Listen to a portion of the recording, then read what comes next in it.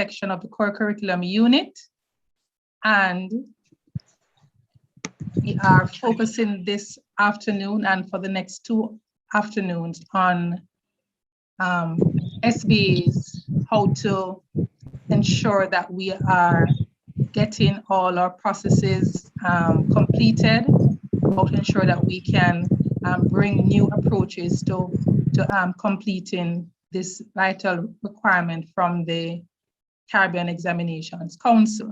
All right, so for the next 3 days, you will hear from your own colleagues who are experienced. Some are master teachers, and for the most part, they will bring with them their wealth of knowledge to help you to master this particular requirement, all right? I'll now hand over to Dr. Lennox Rowe, Senior Science Education Officer in the Core Curriculum Unit, who will take us through the rest of the afternoon proceedings. Dr. Rowe. Thank you very much, Dr. Campbell. Let me just say welcome to all colleagues participating in this seminar workshop thing. I just want to just thank the persons who are to assist us delivering this seminar. And as Ms. Bailey has said, hope that whatever is said and done here will be meaningful.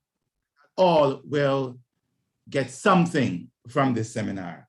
Now, time makes sense, and I just want to lay a groundwork here. All presenters, please be mindful of the time. You know, we are going to go into some person's personal time. So we're going to ask you, you know, to do what you have in the context of the time allocated to you. So with not taking up much of the time, I'm going to ask Mr. Sadfa Bennett, ACO National Science Coordinator, to come with his words of revising the purpose of the SBA. Mr. Bennett. Thank you, Dr. Rowe. First, I just want to greet everyone. Dr. Campbell, Dr. Francine Taylor Campbell, organizer and member of the Core Curriculum Science team, Dr. Lennox Rowe, Senior Officer in Science. And I also want to recognize the JTC who have provided the platform for us doing this very important activity this afternoon. I also want to welcome our esteemed presenters and, of course, most importantly, our participants, because you are the ones who are going to bring this workshop to life and, of course, will be implementing within the education system the changes that will be necessary to bring forth the greatest level of participation and success of our students. I also want to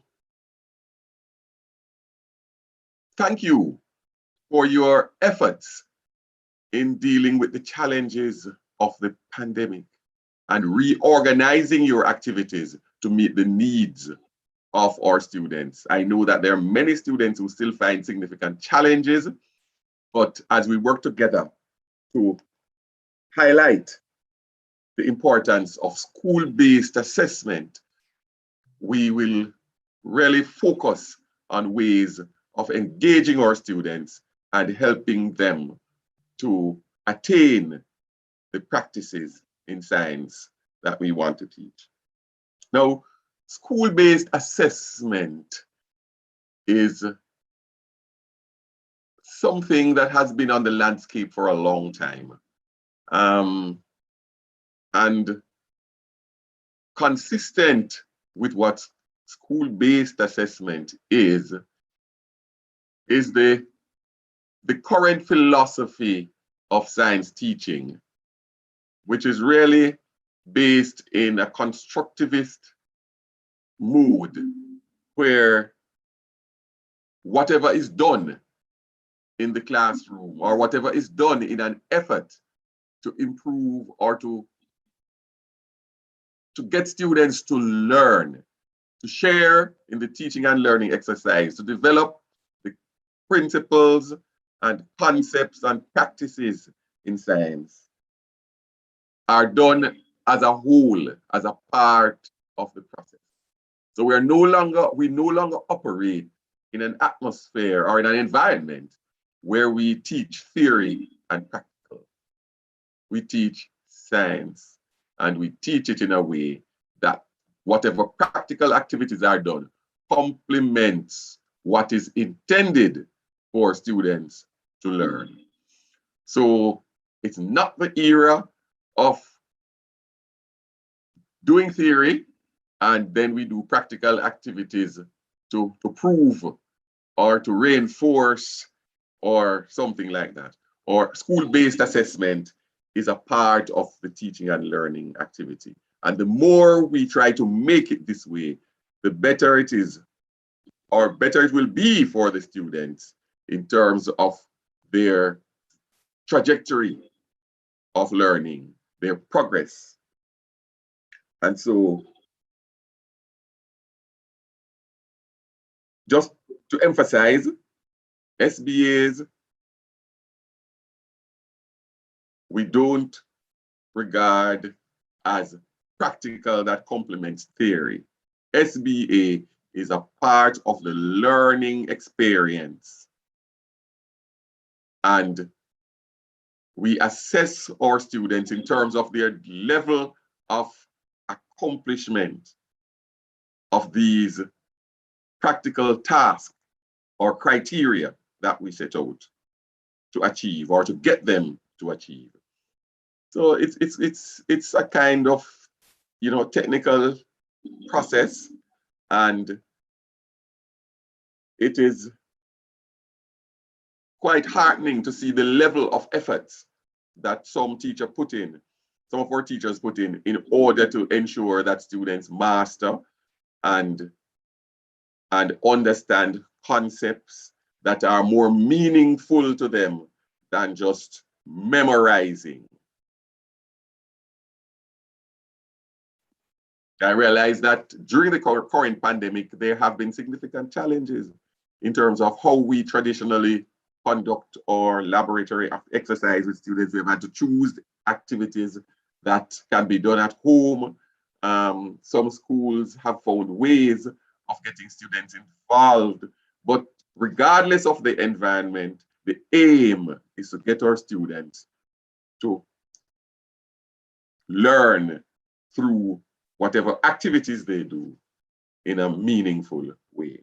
And so I trust that this iteration of the SBA workshop, something we do ever so often every year in order to ensure that we impact the teaching and learning process in a positive way, we trust that you will benefit significantly from it and you'll be able to transfer to the process of learning. As Ms. Baylis mentioned in the prayers, whatever we do here, we want to ensure that there is translation in the teaching and learning process. So as I leave with you this afternoon, please focus, and I trust that as we go on and develop our practice, and as our esteemed colleagues will have or will be leading in the exercise, that it will be this meaningful for all of us and for every participant in this activity. So I wish you all the best, and I trust that you will have a very productive workshop period. Thank you, Dr. Rowe. Bennett, and sir, thank you for staying within your 5-minute allocated time. So that's a good sign. Colleagues, we have with us a group of educators, some senior teachers, some are experts in what they do, and we have them to present. Mr. Davis, is not your time yet. We have them presenting this evening, sharing with you as we continue with this. So first up, on the SBA management, for 30 minutes, we have Ms. Georgia Rodolph Blake, a biology expert teacher at Jamaica College. Ms. Blake. Good afternoon, everyone. Good afternoon. Good afternoon. Good afternoon, Ms. Blake. Good afternoon. All right, let me share my screen and get going.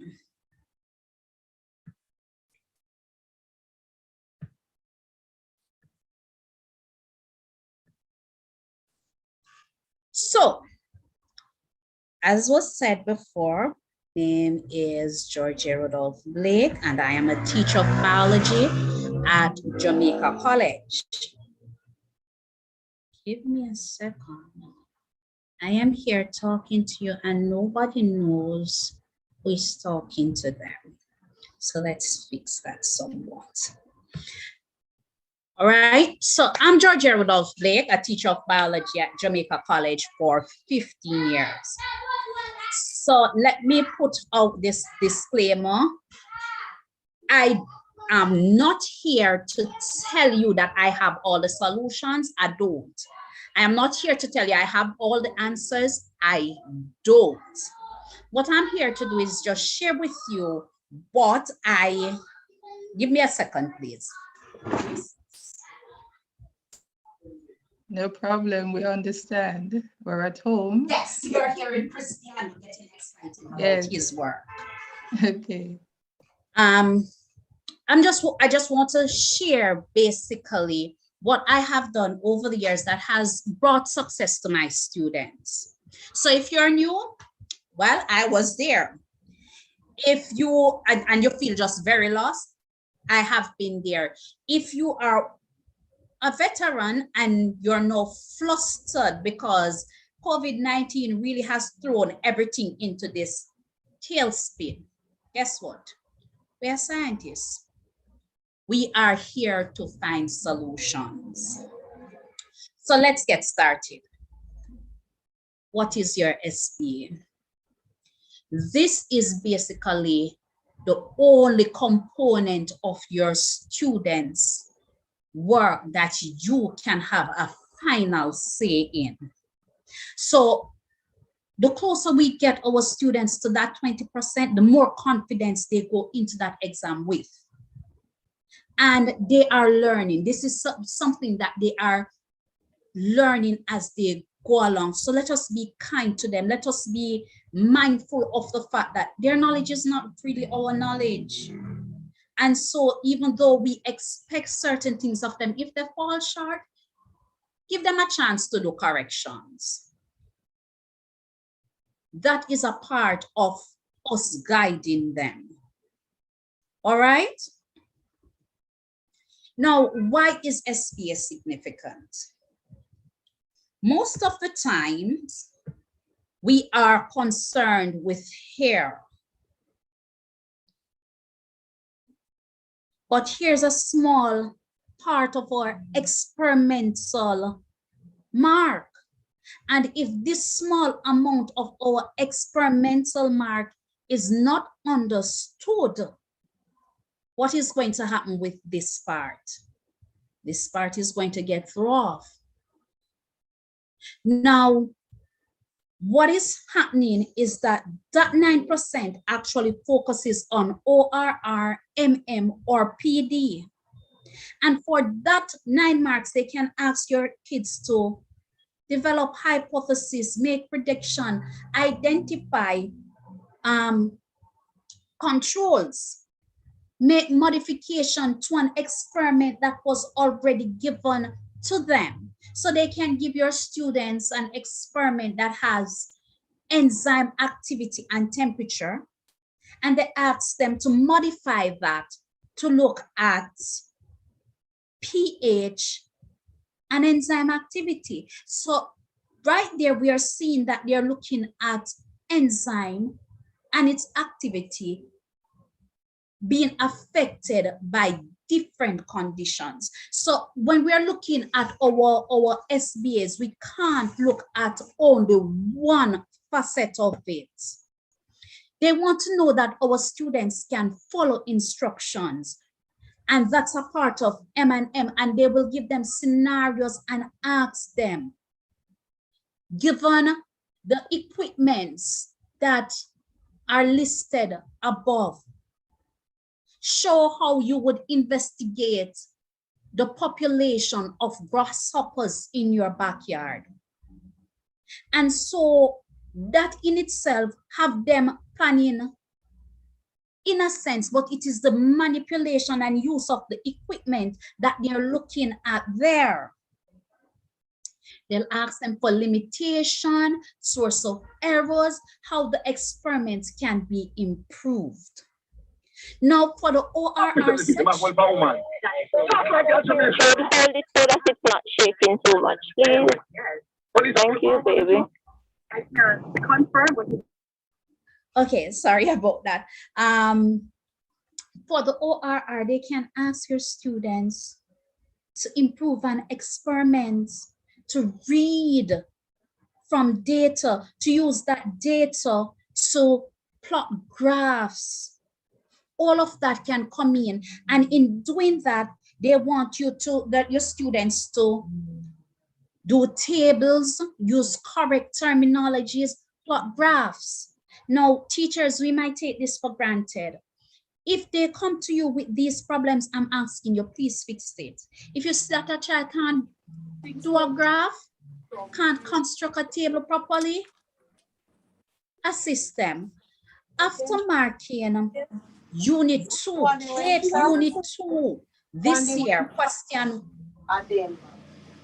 1, it became very obvious that students were struggling to construct a table. They were struggling to identify that your independent variable should be in your first column. No, that is something that is on the NSC at first and second form. But if they come to us, for whatever reason they don't have it, we can't just send them forward and hope that it will get fixed in the process.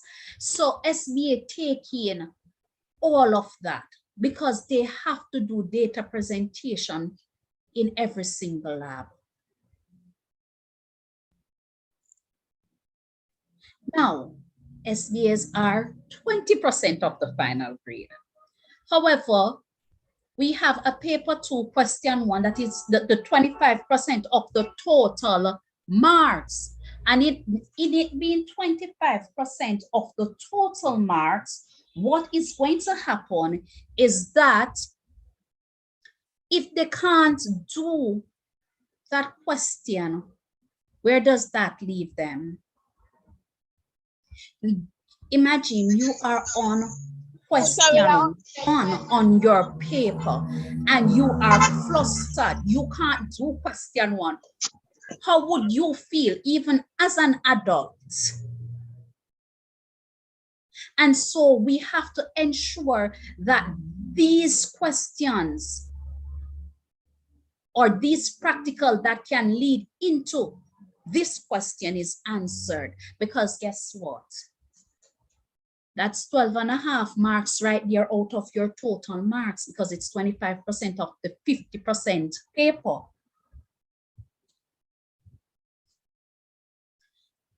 As I was saying, we're back here. Now, because these activities can come in so many different ways, it is our job to ensure that everything is covered. So these 7 topics that we find on page 45 of the syllabus will basically show you how to manipulate your way through your practical experience with your students. At this point, we know COVID is here, but guess what? You have simulations for all of these experiments, right? And so what I want is, even though we can't go to physical school, let your students play around with simulations. Some of these simulations can even be done on their cell phones. Let them see practical questions, and I give my students a whole lot of analysis and interpretation questions. My Little Pot of Gold is extremepapers.com, and they have a paper 6, which is an alternative to practical exam paper. The entire paper is geared towards that, not just a question, the entire paper. And I call that my little goodie bag.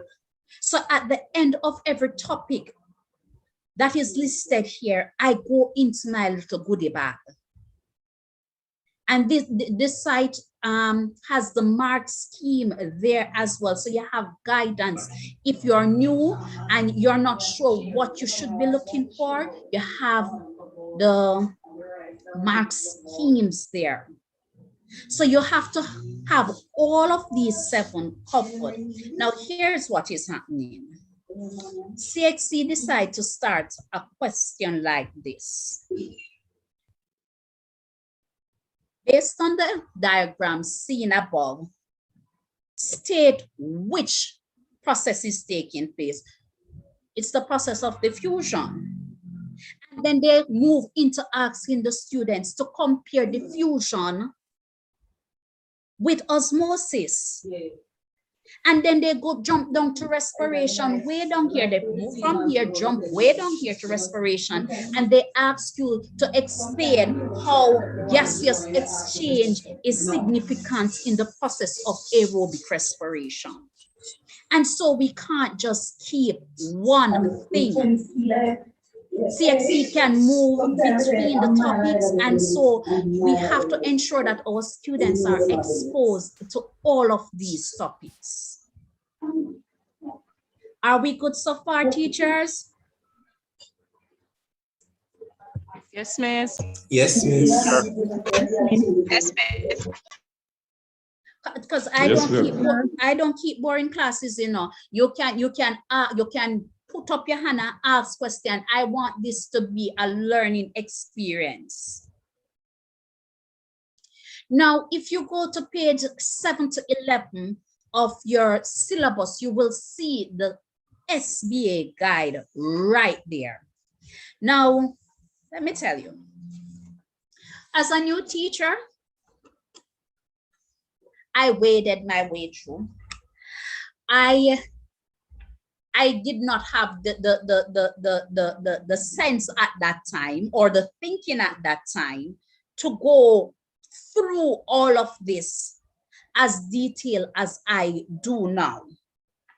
So we have our skills: planning and designing, manipulation and measurement, observation, record, report, analysis, and interpretation, and drawing. And what are they asking for in all of this? Because we see it, these 4 in the other sciences, but drawing is not there. And there are some components that are slightly different across the different subject area.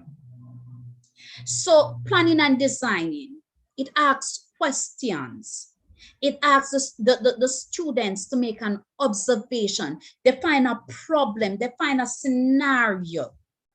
Now, based on that scenario and their content, because they can't give them the planning and designing before the topic is done, and their knowledge from the topic, they're going to make an intelligent guess. They're going to construct their hypothesis. Now, teachers, the biggest problem I find is that some of the hypotheses are not testable, and it must be testable, and it's gone round junction and it gone all over Jamaica, while we just wanted to get from Papine to Halfway Tree, a very short distance, just from the staff room to their classroom. But they went all through the town center and come back home. It must be concise and it must be testable. So when you get to that point, once it's concise and testable, your students will be able to work from there. Now, you must have your problem statements, and From that problem statement, you develop your hypothesis and your aim. Now, when you develop your hypothesis and the aim, or the students, you allow them to start thinking how they're going to carry this out. How am I going to achieve this? Now, when you allow them to think that out and they come to you with their materials, and you have to allow them to put in their materials, and then you question how. How will you use it? How much of it will you use? Because you need fixed quantities, because somebody just might want to repeat your experiment. What are the things that can do wrong? What are your variables? What is your control? All of that must be taken into consideration when they're doing this. Now, when they write their method, it should be sequential, it should make sense, it should be step by step. Now, they should display an expected result. And I see that many students, they are telling you that they're going to collect data, but they don't show you what they're going to collect the data in. What are they going to collect the data in? Now, you can then tell how this result will be dealt with, the treatment of results, and based on your expected results, you would like them to say, all right, this is the theory behind the expected results. Are we good? Yes, we're good. Yes, we're good. Yeah, we're getting along good. Oh, okay. I'm wondering if I'm losing everybody. Wonderful. All right. Wonderful. Then you have manipulation and measurements. How they use the boiling tube, how they use the triple beam balance, how they use the measuring cylinder, a stopwatch, how they use the boiling tube, how they use the thermometer. All of those can be done. The easier ones that I have found is the triple beam balance and the measuring cylinder and the Bunsen burner, because while the students are doing something else, you can call them one by one and you can say, all right, this is your task. You're going to measure 20 mils of liquid. You're going to measure 30 grams of soil, and you can basically take them on one and get it done really fast. Now, they should be able to record units, identify the units of measurements. We move now to ORR. Tables again, as I said, presentation of data, your table, your graph, the grammar in which the lab is written, third person, the passive voice, past tense in the method, the layout of the lab. Is it in the correct layout? Do you have your date followed by your title, followed by your aim? What is it that we have going on? And we have to allow them to practice this regardless of which skill we are marking for. Analysis and interpretation. What is happening? You got that result. What is that result saying? And I'm going to give you an example, because we have a tendency to think as teachers that the perfect result is the only result. I went on a field trip and I was supposed to go to the river. My project was to go to the river and I was supposed to investigate the organisms that lived in the river. What happened was that there were no organisms in the river. That was a result in itself. So even if the experiment went wrong, there's a reason why it went wrong. Allow them to discuss it. That's a good teachable moment. Don't lose it, teachers. Now we move over to drawing. Now drawing is the difficult one for students. Normally your students doing very well until we hit drawing and the plant cell look like an insect and all of that. But what we do is encourage them.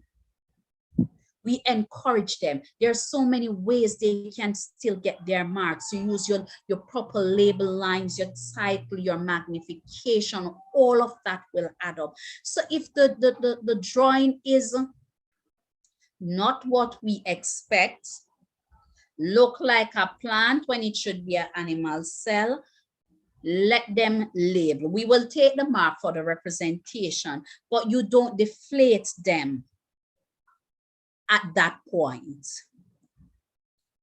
So that carries me over to the use of manuals.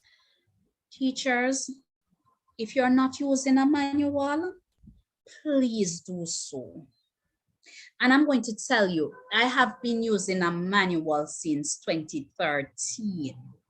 And I'm going to tell you how I got into a manual. So I went to mark outside of Jamaica, hate biology. Every poorly written script and every dirty lab book was assumed to be from Jamaica.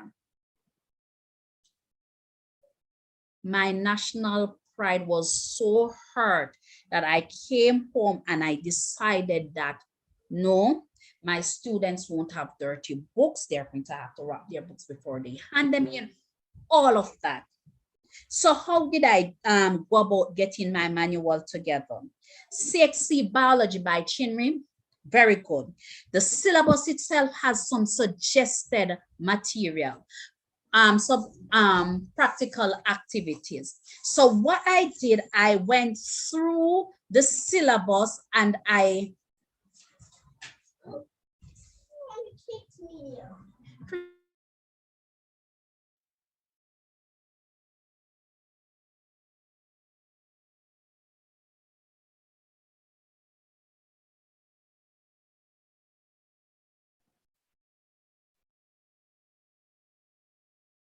You're still muted.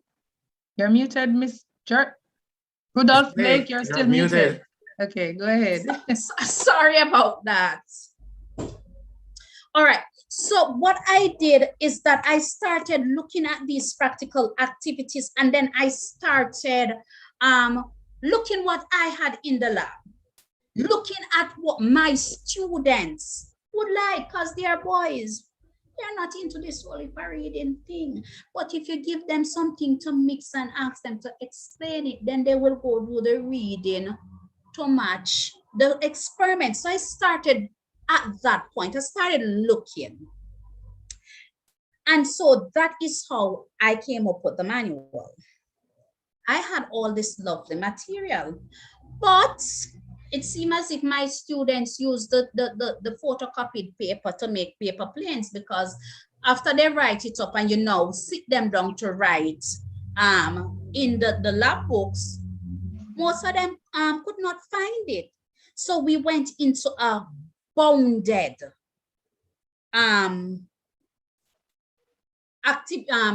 book. We bounded the book and the students got those books.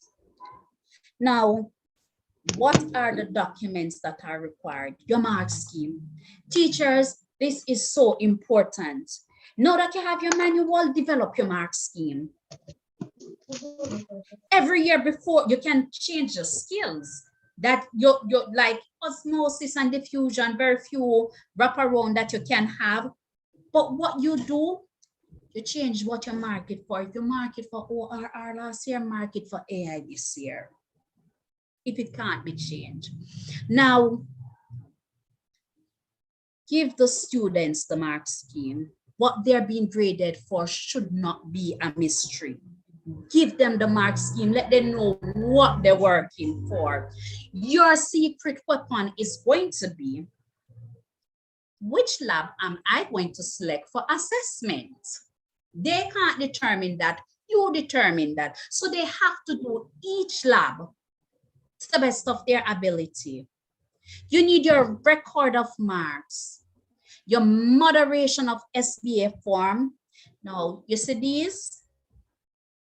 Moderation feedback report, external moderator report, worksheet of moderator, criteria for marking skills. Those are all for the moderators. But guess what? Go to the CXC website, download all of them. If you know what your moderator is coming to look for, it means that you know what your students should have, which means your students stand a better chance. Knowledge is power. It is absolutely beautiful when you're using it to do the right thing. How do we decide which lab to select for CAPE versus CSEC? What level of knowledge does it require? So food test is in unit 1, it is at grade 10 in the CSEC syllabus at grade 10. How do you determine what to do? Series dilution is done at 6th form. That's a form of food test where you look at the amount of biomolecules in an estimated way. That is in a food content. I once was running out of material, and series dilution takes practice. Guess what? A pack of Kool-Aid, allow them to practice with that pack of Kool-Aid. Get your pack of Kool-Aid, mix it in a liter of water. Let them dilute that. The color changes will show them that the dilution is taking place. And does this experiment support your students' knowledge, what they should be doing? That's how you determine. So you wouldn't give CSEC series dilution. You give them the simple food test. But when you get to the CAPE level, you break it down even to the finer details so that they can get it. So that's how you determine what you select. How much knowledge it requires, that is how you go. PD labs. One of the worst thing is to not have a scenario. You just give them something to do, for giving them something to do. Say, please, teachers, that is a no-no. That causes the write-up to fail so often, right? So I'm going to tell you, if they have a vested interest in it, they will think about it. If they are thinking about it, they can find solution. If they can find solution, they can plan how to put that solution in place. And if that takes place, their write-up is going to be easier. Your life just becomes so simple. And I'm going to give you an example. 2 years ago, I asked my 6th formers to investigate which protein shake the track team should be using based on the perceived body type of the athletes and the events that they were participating in. Now that led to us finding out that the one that the distant runners were using had more protein in it than what the sprinters were using.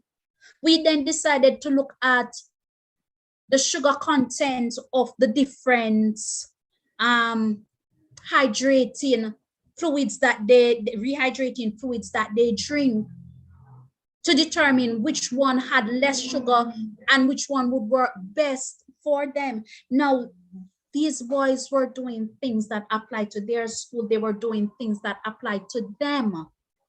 And so they were so willing to get it done. Give them their scenarios. Don't let them feel boxed in. Give them options. Let them explore. This is my little say, teachers. And let me tell you, anything I have, any content I have, any material I have that you need, you can email me, just say seminar, SBA seminar, just tell me. And once I have it, I'll send it out, because guess what? It's not about you, it's not about me. It's about the students. And every single year when I look at those merit sheets, my national pride is injured again. Thank you so very much. Mrs. Rudolph Blake, before you leave, there was a question, or there was a statement from Tolo. She said Yes. that her moderator said she should not use scenarios. Could you address that before you leave? Thanks.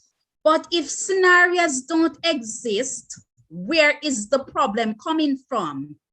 There must be a problem. You cannot fix something that is not a problem. Right. So your scenario is your problem statement. Right. Therein lies the problem that some teachers face. Well, as a moderator, I am telling you, I give my CSEC boys 5 different scenarios. Let them go play with them. I definitely agree with you. Thank you very much, Mrs. Blake. One thing more, Go sorry, ahead. sir. Go Mrs. ahead. Blake, can you put your email address in the chat so that persons who need it can get it? Thank you again.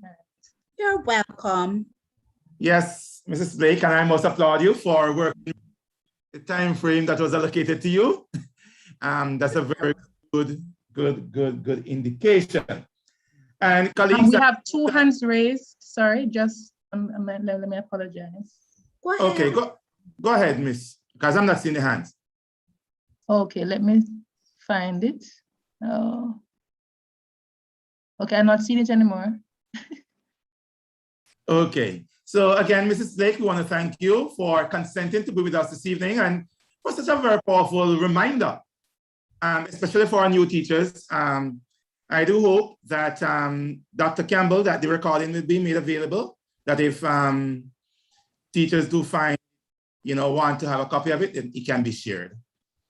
Colleagues, at this time, we're going to ask, Mr. Davis, long time. Mr. Shane Crook has his hands up, so I don't know. Shane Crook. Okay, no problem. Okay, Mr. Crook, you have a question? You may proceed, please. Certainly. Good afternoon, colleagues. Good afternoon, everyone. Hi, Dr. Campbell. There's a question here pertaining to the same planning and designing lab. We know that we like for students, especially because I do physics, what they're doing, like there's a implementation and okay, right. So Mr. Imran Miller is going to address that specifically in the last presentation for this evening. All right. So just if you can wait half an hour, you will get all the answers you need. Okay, certainly. All Thank right, you. no problem. Okay. All right. Thank you very much, Mr. Crooks. At this time, ladies and gentlemen, we're going to ask Mr. Michael Davis, man from Papigo, as a matter of fact, man from all over Jamaica, who's going to take us through with SBA management, and his area is the area of physics, but of course, science is science, so we could always learn. Sir.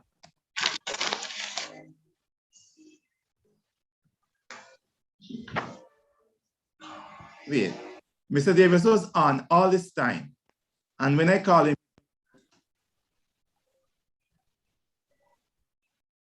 I guess he's coming on. Yes, he's coming. Okay, Mr. Davis, your time, sir. I am here. I am using my phone because my computer is not very active. So I'm actually using my phone, so I'm finding my document right now. Okay. In the meantime, whilst Mr. Davis tried to put his documents together, are you on, Mr. Davis? Yes, sir. I'm on. I'm just give me a minute here. Okay. In the meantime, colleagues, that you want to share with us, any experiences? Okay, Mr. Davis is on. We'll take that at the end. Go ahead. Oh, okay, all right. Okay. Thank you very much, Dr. Rowe. Good afternoon, colleagues, or good evening, wherever you are, because it might not be in the Caribbean diaspora, because we know that we are more than international. So good evening, good afternoon. Now, to share with you this afternoon the management of labs, our presenter, Mrs. What's her name again? Our previous presenter would have made very, very good point as it relates to having our lab manual. Now, on our screen there is my lab manual that I've been using for, well, since 2003. If you may, I came to this school in 2001 at Happy Grove, not all over Jamaica like what Dr. Rowe says, but at Happy Grove, and there was none. So in 2003, I started to put together all of the information that would be required to make a good lab manual. Now, that lab manual has now transcended its boundaries, and I am in the process of having more than 40 SBAs that you can choose from. Now, as a part of my experience as an I-10 teacher fellow, I have been an I-10 OAS teacher fellow. For those who are not in the loop as it relates to that, I-10 is the Inter-American Teacher Education Network, which is funded by the OAS, which is the Organization of American States. Now, over the past 3 years or so, I have looked to develop this manual even more. So as we go through, I am looking to have a platform that this manual can occupy, and I'm in the process of doing that right now. Now, having 40 odd SBAs is maybe more than what we require, but this platform that I'm looking to put together will, and here is Mrs. Blake that will give you another platform. But what I want to really look to do is to have the platform where every teacher or every institution, based on the resources that they have for that particular or for those particular SBAs or manual or labs, you can go and you can choose the labs there. So for example, you go on that platform and it is 50 labs. You can look to have the 16 to 20, some persons do 22 and so on, and I'll address that later on. And you see the ones that you can really use. Now, as we know, simulation can allow for you to maybe do all of them because there's a simulation for pretty much everything. But just not too long ago, maybe over a month ago, I was in another setting and I would have seen where even students regard hands-on as the #1 means of acquiring science, right? Acquiring knowledge through science. And so we are going to be still looking to ensure that we are able to, as much as possible, do that. Okay, so where simulations are excellent, step brother or step sister, we can never look past the whole matter of hands-on activities. And so you will be able to go to this platform and you can take down the labs that you want. If you require to have pages where it can help in the usage of the manipulation of instruments, that will be there as well, and so on and so forth. Now, what I'm going to be looking to do is I'm going to be guiding you through my manual that I use for for my classes right now, for the classes that I'm using. So every maybe 2 or 3 years, I change the type of SBAs, and I also change the mark scheme and so on, because for every one of the labs that are there that are not PD labs, you can actually mark for any of the other skills, whether it is ORR, MM, or AI. Okay, so it does not restrict you to really mark for one thing and one thing only.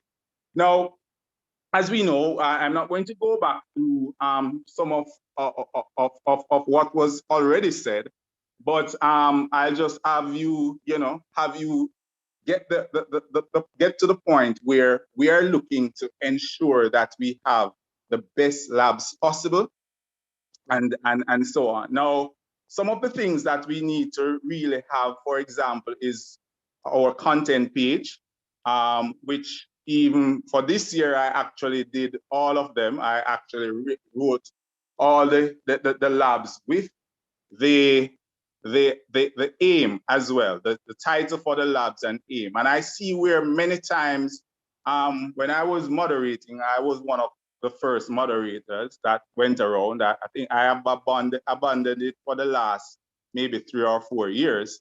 But what we would normally see is just the title for the lab. But what I also think is important is the aim of the lab. That will give us a nice, thing to look forward to whenever, if we're going to now look at the experiment. So I always have my students having not only the title, but the aim. So a column for SBA, one for the date, one for the title and aim, one for the skill assessed, and the page number. Those are the most important aspects of our content page.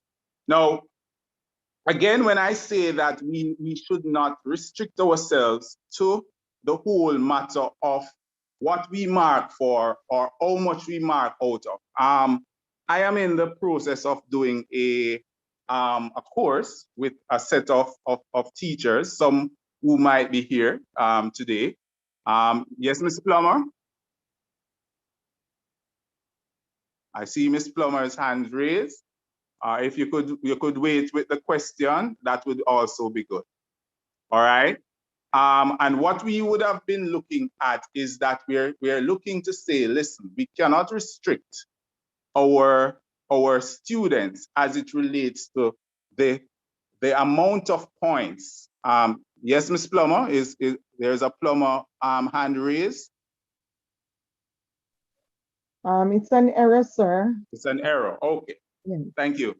All right. And so we are not to be looking to say, okay, it is easy to mark out of 10. So let me just allow for the student to have the total questions or the total marks being out of 10. I don't think that is the way that we're looking to go. And many persons will say, look at this. We are going to be marking the SBAs, and it will take us so much time to mark the SBAs. And then we are going to have to find the amount out of 10. I will actually bring you through something else that I use as it relates to that tomorrow when we're looking at the assessment of SBAs.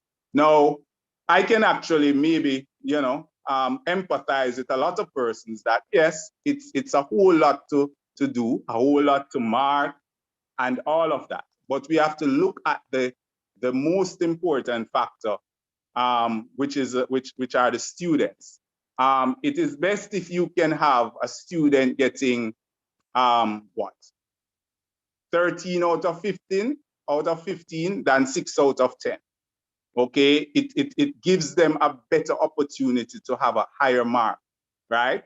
And Dr. Rowe would have said that I've been all over Jamaica. Well, I would say mostly all over Portland, St. Thomas, and St. Mary. I'm yet to really extend myself too much outside of those. The students that I'm involved with in terms of doing classes, we don't normally do SBAs. But let's say, for example, I have almost 40 something students here at Happy Grove to mark for. At times I'll have up to 67 to 70 students at Titchfield High and so on. And so I understand the whole matter of getting the marks done and to get them on time and to do this and to do that. And I understand all of that, but we have to ensure that we look out for numero uno, which are the students. And so I will take you through the assessment phase of it. I'll have you do some some mix and match. I have an Excel sheet that actually does the work perfectly, where you can actually end up marking, and all you have to do is to enter the grades in the system and print the final page, which is a page that you would normally look to write up at the end, where you get this sheet from CSEC and then you write it up. I actually created the sheet directly from CSEC, and all I do is to print. So all I do is to print the final sets of grades when it's all said and done. Isn't that remarkable? All right. I know that there are other persons who might do something like that, but then still have to end up writing it in the end. It actually defeats the purpose of it. Well, it actually brings about one of the main thing, which is to calculate the grades. But in the end, if you still have to write it up, then you still have some work to do. Now, as I said, I will be introducing that tomorrow, and also to the part on that particular Excel sheet that will allow for you to use to simulate your mock exam scores. Okay, so when you do that, you can simulate your mock exam scores, and you can see how much the students will actually get for CXE, because it involves the SBA scores as well. And it also has a part of it that if the student is not doing the SBA or not doing the subject, they can get their grade as well. So it doesn't take away from the fact that, oh, they should be doing SBA and so on. So I am very excited to really introduce you to that tomorrow. But let us look at some other aspects of your lab. Now, your lab manual, as was said before, is one of the most important things that you can do. Your lab manual will do certain things. It will prevent your students from writing out of the SBAs twice, writing it on the board, have to write it rough, and then when they go home, they have to write it again properly and so on. So your lab manual should be one of the most important things. Your mark scheme is also very, very important. And in doing the mark scheme as well, I will show that as well. Now, your lab manual should have a constant reminder of certain things, such as how to write your hypothesis, your research questions, how to identify your variables, how to write your apparatus, even how to actually organize the labs properly. Okay, so that is very, very important. And again, we don't want everything to be all up and down, haywire, all of that. So you have something, and please, before doing all your labs, whatever, I know that sometimes we are looking to stay, we're trying to keep up and not stray off certain things, but it is very, very important that we go through what each of the subheadings are all about. Okay, so that is important. So that is my lab. Now, in my lab manual, I might also have, how to use instruments and so, but because I would have taught that extensively in grade 9 as a part of the grade 9 curriculum, I don't have it here. So what I would actually have them do is to refer back to the grade 9 curriculum, and they will see how to use the instruments and so on. and so forth. So that is something. Now, if can everybody see my screen or see the screen? Yes, we are seeing it, sir. Yes, sir. Now, this is how I would actually have my lab being written up, all of what is to be done. Now, there are certain things that you can do where you do not have to write everything for the students to do. For example, if you can see my screen, you will see that, for example, my hypothesis is out because I want to test that. I might have written the theory or a part of the theory so that they can see that, how to maybe start to write a proper theory. And I left out the hypothesis because I'm trying now to ensure that by the time we have started to do planning and designing experiments, they are able to write proper hypothesis, right? The variables are also out. You may not mark for them, but what you are looking to do is look to see how well these students are able to identify variables and so on and so forth. Okay. Now, as we know, in physics, we do not have a drawing component, but it is assessed on the ORR. All right. It's very hard because I'm using my phone to do it, Ms. Dawkins. All right. If anything, I'll send after so that you can see. If you want it to be sent to you directly via WhatsApp, which is the most reliable thing for me living in the part of the country that I live. Okay.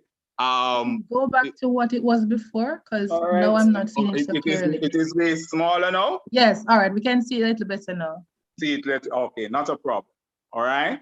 And so the drawing component of it is assessed, as I said, on the ORR. And so we can still look to identify those. Now, many of the diagrams do not require us to use freehand, drawing cells and so on. So for many of the times, or for more times than not, they will have mostly good diagrams. So some of the things that we look out for still are drawing with pens and so on.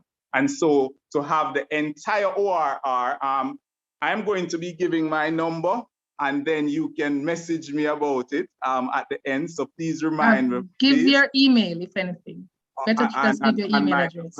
Yes, as I was saying, the email, whenever emails are coming in and so on, because I don't have a steady flow of internet or Wi-Fi or anything like that. I might get it, at a later date or so. So I could send it by WhatsApp still, and it will reach almost instantaneously there.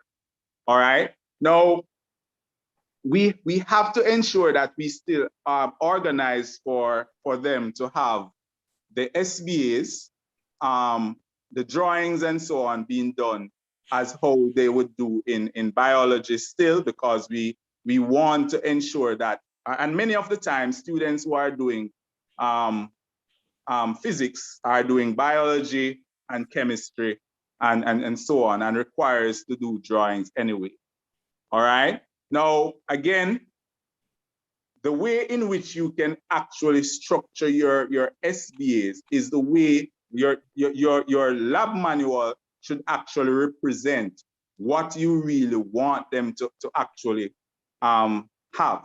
Okay. And so your tables should have the title and all of that, and so on and so forth. Okay. Your data analysis questions should be complete, meaning you're not testing for a few things. You can add as many questions as is possible. And what will happen, just in case that particular lab comes as a question in the exam, your student will see the question, or at least the type of questions that you would have given them. Okay, is that understood? Anybody have ever experienced that? Having a lab, and when it comes on the CXC exam paper, you can see that many of the questions are modeled from the questions that you would have had. Yes, Dr. Rowe? No, Mr. Davis, I wasn't saying anything, sir. Oh, okay. So I was saying that. Yes, Keon, I see your hand up. Yes, sir. I'm saying I'm raising my hand because that has happened quite a few times with me and some students, especially when it comes on to some of those in integrated science, some of those chemistry and physics questions. Yes, yes. They have a tendency to turn up, and the force and motion, yes, and momentum, those things have a way, those labs, yes, have a way of turning up on the CSE paper. Wonderful, and come back and say, yes, as long as you have tested for the SBAs completely, as complete as you can, you will end up getting that. You will have students come and say, sir, the only question we never get is the E part, you know, the F part, similar to the one that you gave, and so on and so forth. So as you can see, if you can look at the data analysis questions at the bottom of the page here, there are two, but I can guarantee you that there are not only two questions. Okay, so it tells you to draw a table to show period squared and so on. You can actually have the students. You do not have to have it as a part of the original table, but you can also look to test how they actually construct a table from scratch. If they put the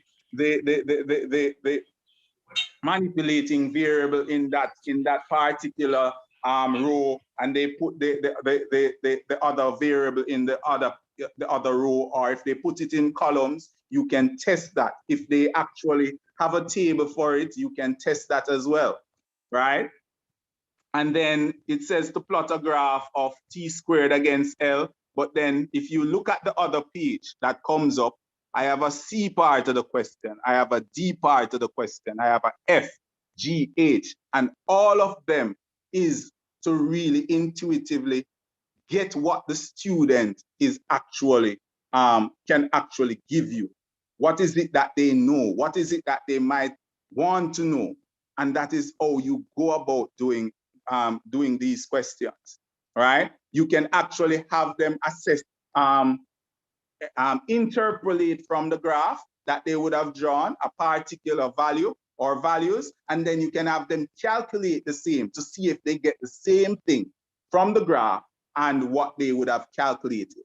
And then discussions can actually come around the reasons for them to be the same, because it can be that they are both the same, but also if they are different, what type of discussion would they have as it relates to those? Now, also, what you can also have as a part of your hints is that in your discussion, you can hint on certain things that you would want them to write about, okay? So you can write hints in terms of questions or just statements that they can actually bring their discussion to life, especially when it is, you know, you are just starting out and all of that. You need to really have that as the main, one of the main aspects of your labs.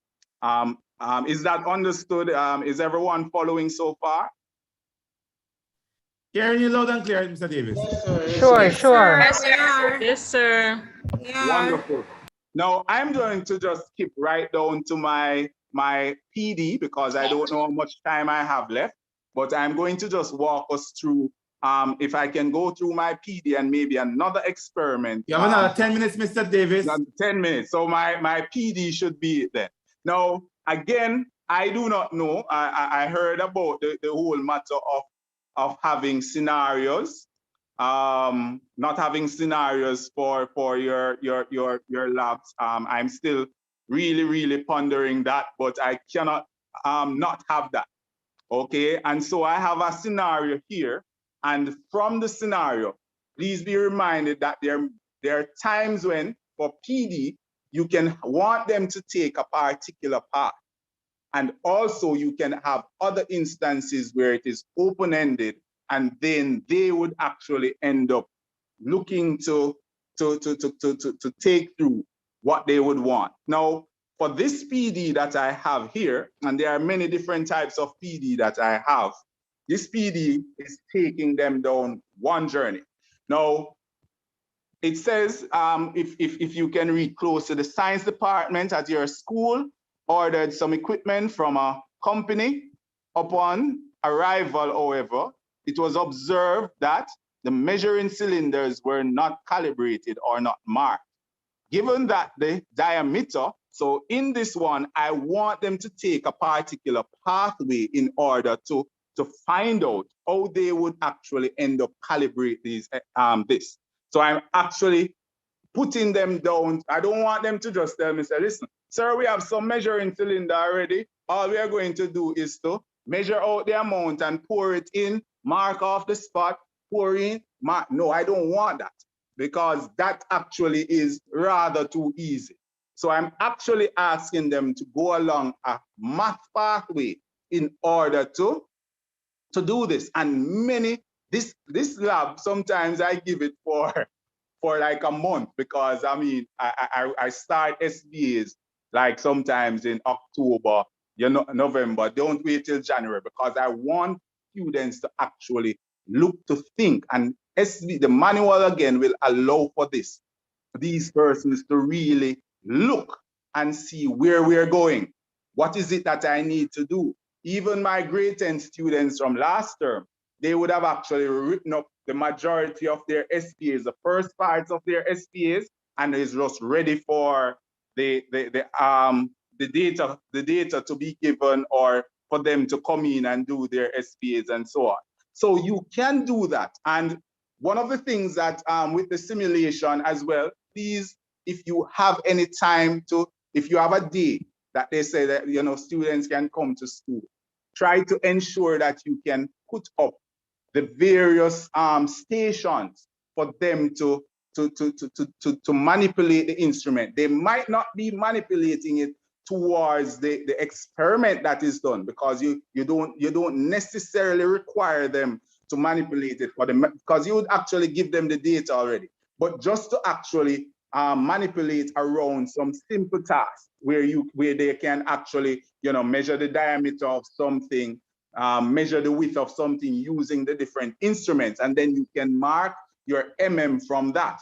That is what I look to do a lot. And your checklist is also important for that.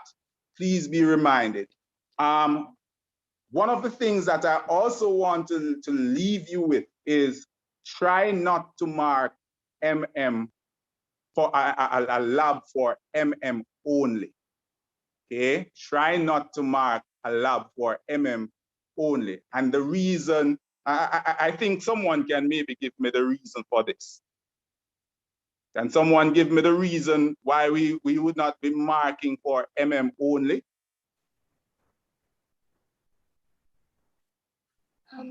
Colleagues, anybody want to answer that question?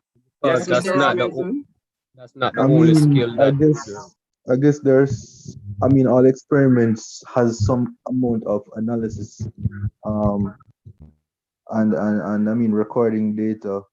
So the measurement aspect of it would be a very small portion. How to read a measuring cylinder, so you measure the volume of a liquid, for example, and then the rest of the lab is mostly analyzing the results. Writing up representation and so on. And someone was saying something in the chat. I'm not able to access the chat. Sir, can you? My computer is giving me this. Yes. I'm trying to ask. What's his name? Okay, somebody else can help me. Imran, ask these two persons to unmute for me. Someone Robinson says that and Bernard. Yes. Someone was saying in the Miss Lawrence Mm-hmm. says that student could not write up the lab and still get the mark, which is also one of the main things. They are smart enough. Don't think that students are not smart, and they are always looking at the easiest ways to bypass certain things. And so if you actually mark for only, what will happen is that if they look and they say, oh, I don't have to write up the lab because and the teacher should be marking on the spot. The checklist should be there and so on and so forth. And I've seen and I've heard where persons actually end up getting, shafted by students, if you want to put it that way. We are big people. Shafted by students because these students look and say, listen, I have to write up the lab there because me manipulate the instruments there, and so I'm supposed to have my grade. When a moderator is really looking for all the SBAs that you're to write. So even if you're not going to mark or to add the grade in the lab as a part of the lab, please put an ORR or an AI so that we can, the students will know, okay, I still need to write this lab and still need to do these questions and so on. When it's maybe just AI, but you want to ensure that they end up looking to do that part of it as well. So, sir, there is a yes. Robinson, and there was another person a while ago who had the hand up. Yes, Robinson. go ahead. Yes, basically, are you hearing me? Yes, sir, I'm hearing you. So basically, I actually made my points because I was going to point out. How was school today? Say it again? Sorry, not. I think somebody's is some mixed. Not the basketball player. All right. No, man. So on the same point you made about the we can't just leave it alone because basically there's the lab will essentially be almost empty after they do. Yes. So usually I would also going with an ORR usually because wonderful. And Mr. Crooks, Shane Crooks, actually indicated that as well. All right. Are there any other questions? Someone else was asking Dr. Campbell? No, not at the moment. Your timer is going, so. All right.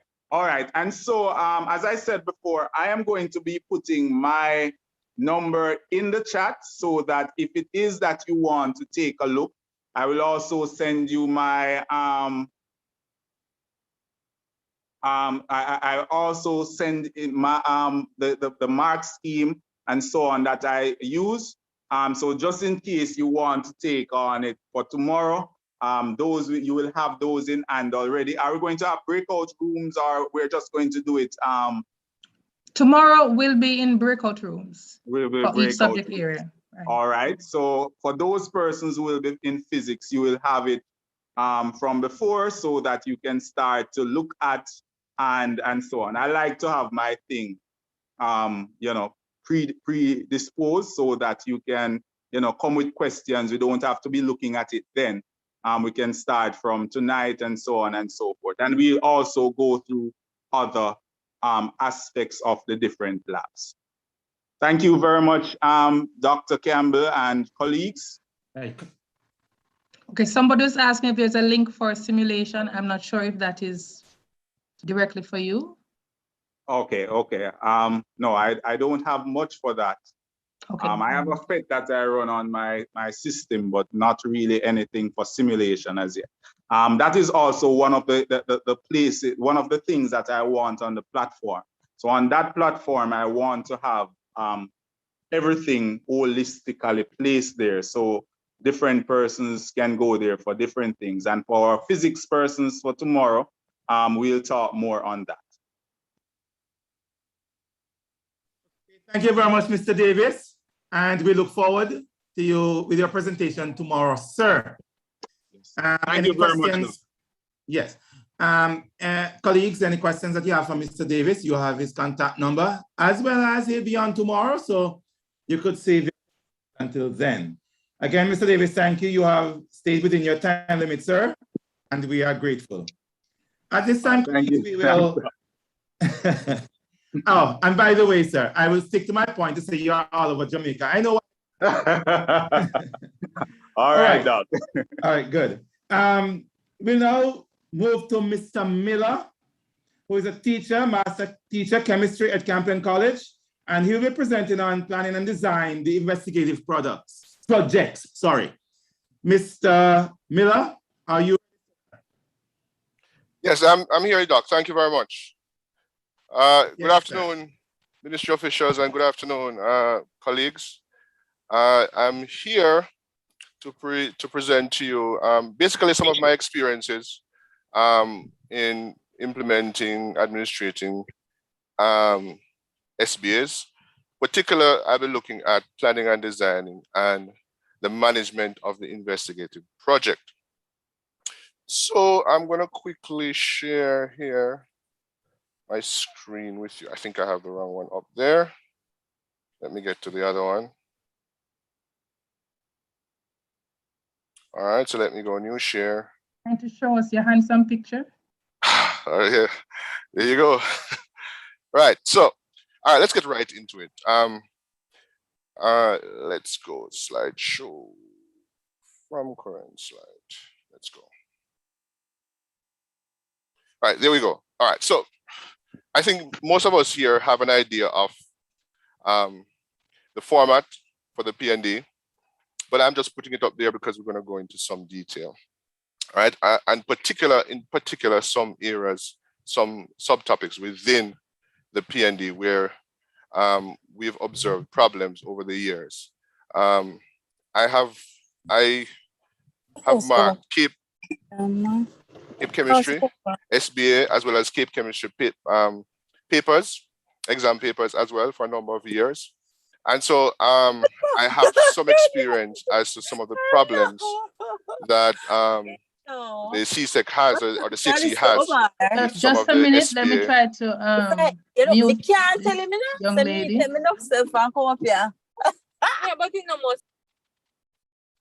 Oops. Go ahead. Got it there? Got it there? All right, sorry about that, folks. Yes. Right. So we know the basic areas and subtopics. I have them there. Problem statement, hypothesis, aim, apparatus, and material method. Diagram, of course, is optional, but variables, expected results, treatment of results, precautions, and sources of error. And there are some other little knickknacks, but we'll talk about them as we go into it.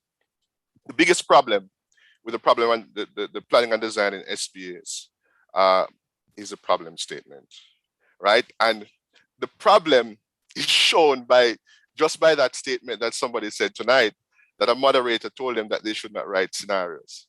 That is, I'm afraid I just have to be blunt. That is nonsense, okay? You have to have a scenario. The problem statement is the scenario, right? So there must have been an error there. Let's call it that. And let's hope that really a moderator is not coming to your school and telling you that you should not have a scenario. There must be a misunderstanding there, all right? In fact, this is a critical part of the planning and designing lab, right? And this is in your control, teachers, right? So if you don't get this right, then your students are in big trouble, all right? So the problem statement sets out the problem for the students to solve, essentially. It's no big thing. I'm not gonna, no big talk. It's very simply sets out the problem for the students to solve. But the most important thing is that the student must be able to extract variables from the problem statement. In other words, the student must be able to clearly see cause and effect. Manipulated variable and responding variable. We can work out the control variable later on, but the student, by reading the problem statement, should be able to glean from that an effect and a cause, right? A responding variable and a manipulated variable, or a dependent variable and an independent variable, all right? If they can't do that, that P&D is null and void. And it is the biggest problem that CXE has, all right? So do spend time, do some research and spend some time working out your problem statements, okay?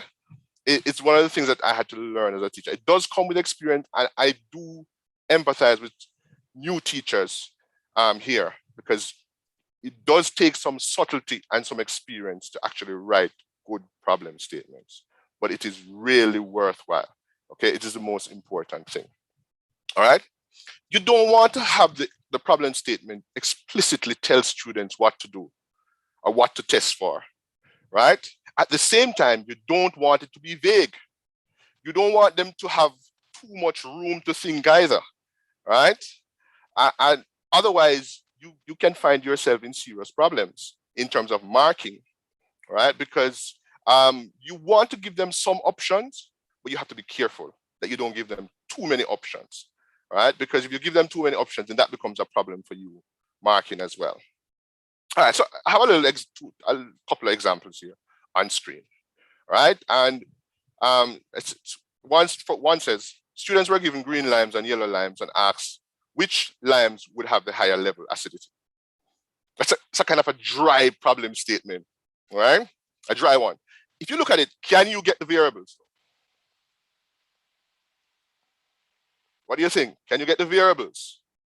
Raise your hand if you say yes. Can you get a cause and effect from that? Yes, you can. Yes, you can. You can see the variables there, right? What would be the manipulated variable? Limes. In the chat. Limes. Yes, the type of limes, right? Or you might say the color of the limes, right? Yeah, the type of limes, yeah. And the dependent variable is the level of acidity. So that is not that problem statement. The first one would not cause the students to get marked down per se, but it could be improved. It could be improved. All right. No. So that person who doesn't want any scenario might like this one, the top one, right? But the bottom one is asking the same thing. It's giving the same thing, but it's giving a scenario, isn't it? It's giving a scenario. Yeah. It says Jane's mother always instructed her to use the green limes to make lemonade because they were more acidic and therefore better tasting. But Jane thought the juice was sour with the yellow limes, right? Plan and design an experiment to settle the argument between Jane and her mother, right? So this one is a little bit more subtle. It doesn't give them, this one makes it very plain what the variables are. This one is a little bit more subtle, right? And what you want to do is work on your problem statements that they become a little bit more subtle, all right? And you insert a kind of storyline in them, right? So I just browsing the internet and I just saw these, right? And I thought, let's just have a look. All right. The first one says problem question, and it should really be a problem question because it's not a problem statement. All right. We have another problem here. Let's see. Colleagues, please mute. Benjamin Anderson. Yeah. Okay, go ahead. All right. Yeah. Yeah. So like, can a person get intoxicated from eating bread?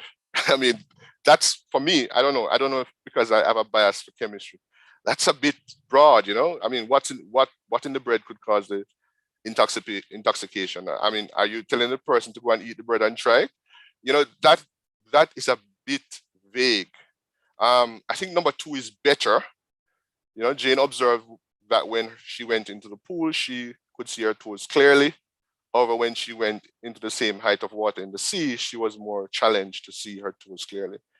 But it feels incomplete. Yeah, it feels incomplete. And so 2 with 3, right? What you don't want is that you don't want to be vague. You don't want your problem statement to be incomplete, right? So you have to be very careful. All right, so let's go to the next thing, right? So the problem statement sets the framework. If they can't get the variables, then they can't get the variables out of the hypothesis. The hypothesis is going to go down a bad path, right? A bad path. And once the students write a bad hypothesis, then they're in problems. Now, you want to make sure that the hypothesis can be good by setting the right problem statement, yeah? A balanced problem statement. All right. Now, once you've done that, then it's up to the students to get a proper hypothesis. Now, a hypothesis is just a guess, isn't it? It's an educated guess, one way or the other, about the relationship between 2 variables. All right. So what you want is for students to keep it simple. 1.5 line. The moment you say because, you are going into theory. Now for CAPE, let me tell you, they don't want the theory. The CXC says they don't want the theory in your lab. I think that, if you ask me my personal opinion, I think it would be good for the students to write a theory separate from the hypothesis, so that, I mean, it's kind of completes your planning and design and helps them to think about their lab. But I mean, that's not what CXC requires. So we have to go with what they say, right? So don't go into theory when you write your hypothesis. You want something that's short and succinct, takes a position. Green limes are more acidic than yellow limes, right? Or green limes have a higher level of acidity than yellow limes, right? That can be tested. You can test for acidity, can't you? Yes. And it is valid because it addresses the problem. So when you do that experiment, you can address the problem. So it's logical and testable, right? You have to have that for your hypothesis. Don't go into theory. If your hypothesis is going into 3 lines, you have problems, right? No way should it be that long, right? I know that some people use if-then statements. I'm not a fan of that. But I mean, some people use if-then statements. And I know for some subjects, it's more acceptable. But I am a little bit more biased in chemistry. I tell them to leave the if-then out because I don't want the theory. I want you to make a guess. And then you just prove or disprove your educated guess, right? So what you want to do now with the aim is not to rehash your hypothesis, right? So don't go back repeating your hypothesis. A number of students do this, and teachers, you have to make sure that they don't do that. What the aim is what you're doing is you're zeroing now on what result you're going to get in your experiments. All right, so you're thinking about your design of your experiment. What result am I going to collect, and by what method, right? So that is what you should think about the aim. So the aim is a statement about what result am I going to collect in my experiment, and by what method am I going to collect? I'm going to conduct this experiment. So I have here, say, continuing the same guideline, same example.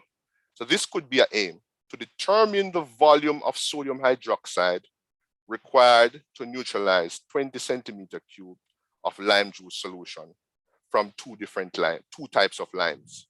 See, I've given you what you're going to get. What result am I going to collect? The volume of sodium hydroxide solution required to neutralize some lime juice, right?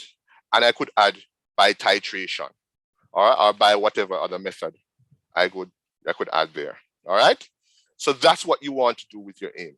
You don't want to rehash the hypothesis, all right? So you're not going to say to determine whether green lime is more acidic than yellow lime, because that would be like repeating your hypothesis, right? All right, so apparatus and materials, we know that. I mean, it's very simple. You list your apparatus and materials, and in some cases you might want to draw a diagram, right? For chemistry, the rules for diagrams are a little bit more relaxed. If you're going to do biology, of course, you know that there are specific rules for drawings that you want to adhere to, right? For chemistry, is a little bit more relaxed, all right? So bear in mind the subject requirements for that, and you want to tell your students, make sure that they know what you require for that, for your subject. Your method should be logically sequenced and valid for the hypothesis. Most importantly, the method has to be valid for the experiment that you're going to test, right? Because if you choose a method that doesn't give you the result that you need, then of course the whole thing is invalid and doesn't make sense. So your method has to make sense, all right? And you write it as instructions. The students should write them as instructions, all right? So your methodology should form. I see a couple of raised hands there. Yes, Mr. Tolo, is it, or Miss Tolo? D. Tolo, go ahead.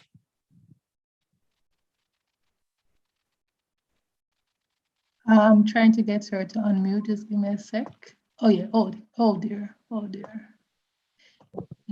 Yes. Go ahead, Miss Tolo. Previous question that was asked for us to raise our hand when we were talking about the this from that time? which would be Yes, miss. Let me take it down. Sorry about that. Okay, all right. Anybody else? No? All right, go ahead, sir. All right. Oh, Lord, just a sec. All right. Okay, can you unmute yourself, sir? All right. Okay, good. All right. So back again. Let's go into it. Let's talk about the variables now. All right. And this is where a lot of students struggle. And colleagues, we have to break it down very, very simple. Very, very simple for them. Mr. Burrell, I'll come to you in a second. All right. We have to break down these variables very, very, very simply for them. All right. So when I talk about variables, I talk about cause and effect, right? So your responding variable is effect, and the manipulated variables and the control variables are causes. Yeah. So try to keep it very, very simple like that, but they have to get this. If they don't get this, then of course they're going to miss the essence of the P&D, right? So it's very, very important that you explain to them what these variables are, what they mean, before they can apply them. All right. So you have to spend a little time on that, and it may take some practice. So they don't have to do the experiments. You could get various scenarios and then have them practice extracting the variables, yeah, as a kind of pre-exercise to doing a planning and designing. It's really critical that they get this. Okay. All right. So you would know this. Manipulated or independent variable is one that is deliberately changed by the experimenter during the experiment. And we talked about that. That would be the type of line in the experiment that we're talking about. The responding or depending variables changes in response to the manipulated variables. The biggest thing, though, the controlled variables, they have to think about that. So they have to think about the other causes, yeah, that can possibly result in that effect that you're talking about, all right, or the responding variable. So that's where they have to do some thinking, all right, and some research, all right. So I always tell the students that you write as many of those as you can, all right. For me, I usually give 2 marks there. I usually look for at least 2 controlled variables, but I know that people will mark differently. For me, I mark my P&D out of 24. It's very constricting to mark out of 12. And what happens, I think the students suffer, right? When you mark out of that, because if they don't have the precise thing, you're tempted to give them the 0 instead of the 1, right? If it's out of 2, you might be able to give them the 1, right? Based on your mark scheme.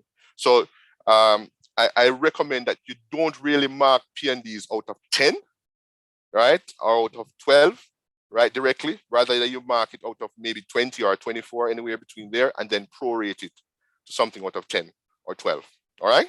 That's what I recommend anyway. All right. Mr. Borrell, you had your hand up. Yes, good afternoon, everyone. No, I think I don't want to clarify a statement you made earlier, that the if-then statement, you're not a fan of it. For the hypothesis, what is it is important for the treatment of results. Right. Yes. Just want to make sure that. Yeah, man. That's what I was talking about, the hypothesis. Right. Because we're gonna that's exactly what we're gonna do when we come to the treatment of results, right? Because that is where you use the if-then, right? That is exactly where you use the if-then. All right. So, okay, what are the manipulated, responding, and control variables for the experiment to determine the volume of, okay, so it's the same experiment that we're doing, same example that we're using. So what are the manipulated, responding, and control variables for the experiment? And based on this aim, to determine the volume of NaOH solution required to neutralize 20 cm³ of lime juice from 2 types of limes, all right? All right, so the manipulated would be the type of limes. I think we looked at this already. Acidity of lime juice, you could use that as a responding variable, or you could say volume of NaOH used, right? Which is more direct. But yes, you would be able to make a conclusion on the acidity of the lime juice as well. And then for control variable, you'd have to control the volume of lime juice used, the concentration of sodium hydroxide. Or you could also, yeah. So those are 2 control variables that you could pick out easily there. Okay. Okay. All right, let me continue. All right, now here's another controversial part that we have to work on. The expected result. Right, now, Mr. Borrell will tell you who has marked CAPE SBAs for many many a year, right? That this does cause some problems because we are told and we mark for data to be collected as an expected result. Now, it makes sense to me that your expected result is data to be collected and not what you expect to happen. Because if you're doing a planning and designing, you're testing your hypothesis. You don't know the answer. You shouldn't be guessing the answer, right? You have no data to guess the answer, right? And so, I mean, I don't agree with writing down what you expect to happen. What you should do is write down the data that you're going to collect, which will allow you to draw a conclusion. All right, so I believe that expected result is data to be collected. Now, this is where there's a problem, and there's a little problem that maybe our ministry friends can address with the CXC and the overseas exams, because they are the ones who are involved in the training for the moderators. Different moderators will have different ideas about this, and that shouldn't be. All right, or the same moderator might have one idea this year and another idea the next year. And so that is a cause for confusion. So they have to work this out. But I'm telling you, as far as we know, as I have marked at CAPE, this expected result is data to be collected. So you draw up your table, you label your columns and your rows, and you leave the data blank, right? Because quite frankly, you have not done the experiment yet. If you are worried, you could do both. You could tell them to draw the tables, and underneath you might tell them to, if you are scared like that, you're a new teacher, you're a bit intimidated with the moderators, you can do the data to be collected, and you can have them write that expected result. But for me personally, I think it makes sense that expected result is data to be collected. All right, now the treatment of result now is where you talk about your if-then statement. So here's what you want to do. You want to do two things in the treatment of results. You want to show how you will use the results that you would have collected, right? How you will manipulate it to support or reject your hypothesis. So is there a calculation that you will have to do? So you could do a sample calculation, for example, all right? Or you could state the process through which you will go to calculate to calculate a value that will allow you to support or reject your hypothesis, right? And then you can make a statement how you would reject or disprove your hypothesis. So let me show you. I have a little example down there. So if the average volume of NaO is used to neutralize the 20 cm³ samples of green lime juice is greater than the average volume of NaO is used to neutralize the 20 cm³ of the yellow limes, then the hypothesis is accepted. Otherwise, it's rejected and so on, right? So I have shown there, how am I going to get? So before that, I might have to show how I would show that I would average in my data to be collected, show that you would take the average volume of NaOH and for green lime juice and average volume of NaOH used for yellow lime juice, all right? So you will already have that. So you have to show how you're going to use that data to make a statement about whether your hypothesis can be accepted or rejected. Somebody was saying something? Was that yes, you? there was a comment in the chat that said that moderators seem to mark us down. This is from Melville. If the students don't write to say what they expect to observe, even if they have their tables and say what they will collect. What you want? Mr. Borrell, you want Mr. Borrell, you want to address that one? I've said what I've said already, but maybe you want to hear from. Yes, this is what I'm saying to you. Then remember when we used to do site moderation, one of the things I was suggesting, even though it would have prevented a lot of persons from getting experience with the marking there, was because every year we had an issue with marking the PDs, especially when it comes on to certain things, like for example, the expected results and the hypothesis, etc. So the idea was we needed consistency. So even though we could bring in persons, but they would have been trained to do so. More than we keep changing the markers every year, which cause a lot of problems. Now, the moderators were marking down persons for something like this. I remember sharing something with you, Sir Miller, where a moderator once told me that what I had cannot work. And I told him, I'm not sure if the person is here, but it's not a problem. You have to know what you know, right? And so when you know your chemistry, nobody, including the moderator, can come and tell you what you should have or what you should not have in your work. So the moderator went away, came back, and realized that what they were saying were incorrect. One of the other problems that I'm having, and I mentioned it to Dr. Taylor Campbell the other day, is where moderators are telling persons, if you're doing a lab in grade 12 and you do some grade 13 topics, it is not to be done. I find it to be foolishness. You're doing the CAPE syllabus, so you should be able to do the lab from any section in the CAPE syllabus. That's just my view. Yes, we have some rubbish going on. There are some comments here. Before there's a Jan Thomas has raised her hand, but before she speaks, just let me say, colleagues, that with respect to expected results, you cannot be almost writing a result because you have not done the experiment as it is a P&D. So the most you can have in expected results is what information you're looking to collect. That is why if you phrase it as how Mr. Miller suggests, as data to be collected, you won't have a problem.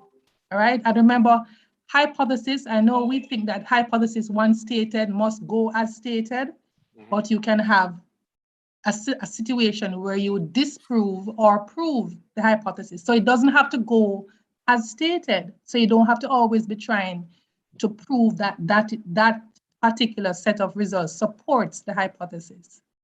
All right. And one second. Yes. Before you go. Yes. So that is why the table has to be blank, because exactly, it is the table has to to be blank. collected. So So you haven't done it yet. Units blank. Exactly, and just the title of what it is, whether you're collecting distance or mass or something, right? Right. Okay, so Thomas, Jan. Good afternoon, ladies and gents. Yes. Mr. Miller, all right, for my students, I do use an expected result, separate and apart from data to be collected. And why did I take, for instance, the problem statement that you have that we're seeing on screen regarding the titration. You hearing me, Mr. Miller? Yeah, man, I'm hearing you. Go ahead. All right, so you can go back a little for me. Go back. Hold on. Stop. Come. I want the problem. I want the problem statement. All right. Or is it aim you want? No, the problem statement is fine. All right, go ahead. So based on the problem statement, the expected result, I normally explain to my student, if we're going to use titration, what they would have done is that they would have gone and done a research, or they would have done a research as it relates to how the titration is done and what it is that they would expect to see from carrying out this lab in relation to what they would have researched. So that kind of gives them an idea of what to expect when they have carried out this lab, or if they're carrying out the lab. What is it that they expect to see?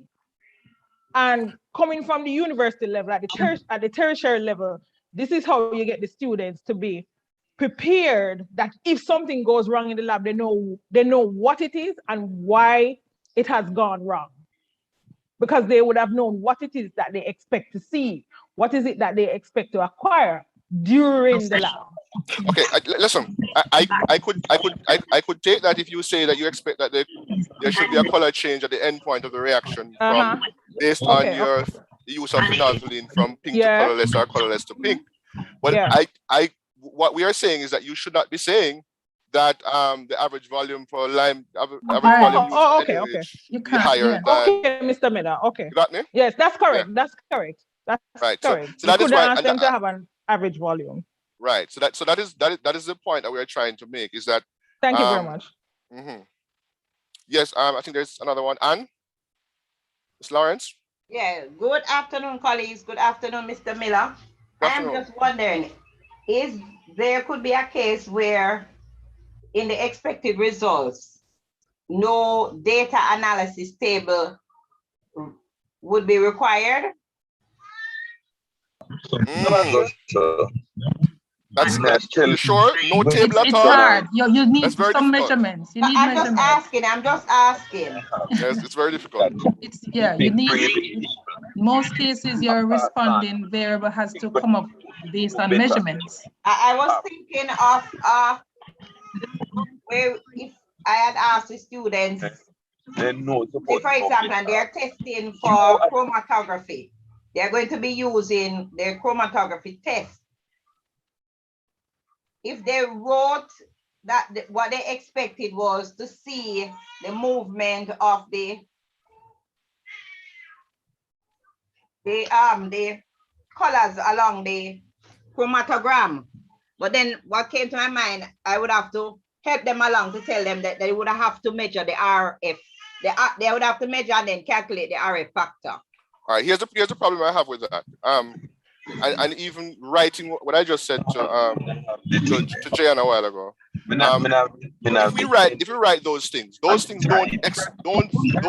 don't help us to make a determination about whether our hypothesis can be proven or not. So if you're gonna write expected results for the chromatography experiment, the best you can do is to say that the colors, the spots will move up the chromatography paper, and they will move at different distances. But that doesn't help you to make a conclusion one way or the other about your hypothesis, right? So that would be kind of useless, right? So what you could do for data to be collected is you could do a table, and you could write in your table distance moved by die A, distance moved by die B, and so on, right? And then you could put total distance moved by the solvent, right? And then you could put in the table as well the retention factor, right? And so on. And then that table now would help you make a determination or help you make a determination about your hypothesis. Okay, right. So it could be that in a case where they write, but there's still the table. Yes, but there has to be some data to be collected. Right. You can't have a P&D without I get you. I get you. All right. Just there's another hand raised, but before I do that, Mr. Gilzine, your mic keeps unmuting, so please mute, please. There's Marvin Johnson.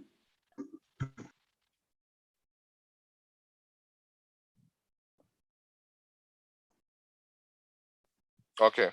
All right. So Marvin, unmute yourself. I keep unmute. Yeah, go ahead, Mr. Right. Johnson. Afternoon, everyone. Marvin Johnson, Garvin Maceo. Yes. Garvin Maceo, hi. Yes, ma'am. I teach physics. Uh-huh.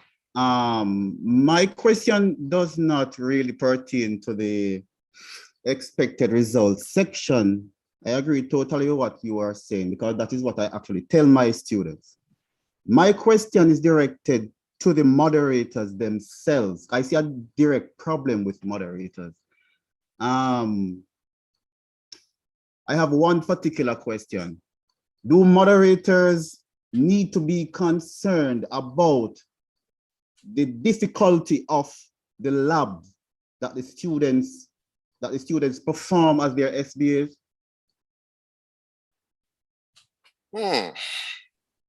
Well, look, a part of the job of the moderator is to make a determination as to the appropriateness of your SBA for the level, right? So I don't know what exact criteria they use, but I know that part of it, there is a section on the moderation sheet for them to make an appropriate, to make a judgment. Now, I don't know what the training is for that. I don't know what exactly they're looking for. So I couldn't speak to that. You'd have to speak to. The reason why I ask, is because this particular year I got a moderator, and he was telling me of his experience when he was moderating a different school, that he had gotten very upset with the teachers because they did a certain energy lab, and to him, it was too easy. And the thing about it, that same lab is what is in a CXC lab manual. So CXC considered it to be appropriate and okay. So that is why I'm asking the question. Okay. All right. Tomorrow in this individual subject sessions, I think we'll have more time to look at the appropriateness of a lab for like CSEC versus CAPE level. So I hope we can address that tomorrow. Mr. Peterkin, I'm going to ask you to put your question in the chat because we have robbed Mr. Miller's time and I want him to finish. Okay, all right. So let me trip ahead then. So we dealt with treatment. All right, precautions. The precautions, I mean, are in two categories. You have safety precautions, and believe you me, that is something that is underrated and underutilized in Jamaican students. I guess in the Caribbean. Well, my experience from marketing, people don't put a lot of safety precautions unless there is something particularly dangerous. But it should be as a rule that you look up the safety profile of the chemicals that you use, and you should have your safety precautions there. But they also, I think, what most of the times we are interested in the precautions that affect our method and the accuracy and precision of our result. But that you have both, and if there's a special chemical that you're using that we know is particularly dangerous, like if you're using cyanide, so you should really expect that your students write a precaution for that. If they're heating something or they should not be using concentrated acid, right? And we have to think about that very carefully, colleagues, that we do not have them use anything that could cause real danger for them, right? So we have to think very carefully about that. All right, I always tell my students to write at least 2 precautions.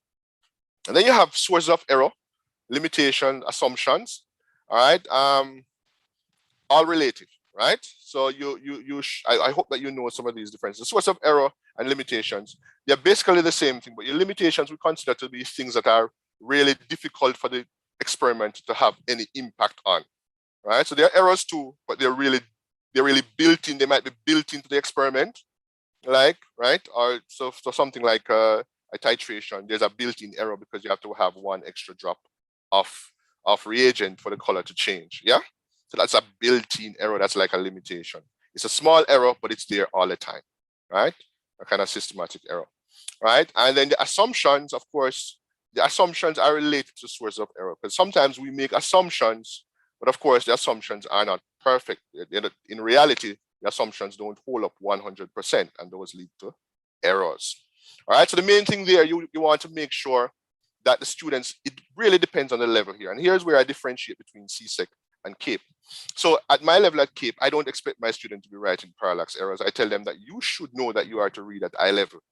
All right, at CSEC, I might accept parallax errors, but at CAPE, I say, no, man, you're a big student. You should know that you should read at eye level. So I want you to write that as a precaution, read at eye level, the bottom of the meniscus, rather than to say that I expect to see parallax errors. You should be doing better. So again, some of those things tie into the different level that you expect from students. At certain levels, you might expect different things, right? So when you ask about appropriateness, that can come into it as well, based on what you mark for and expect as a teacher.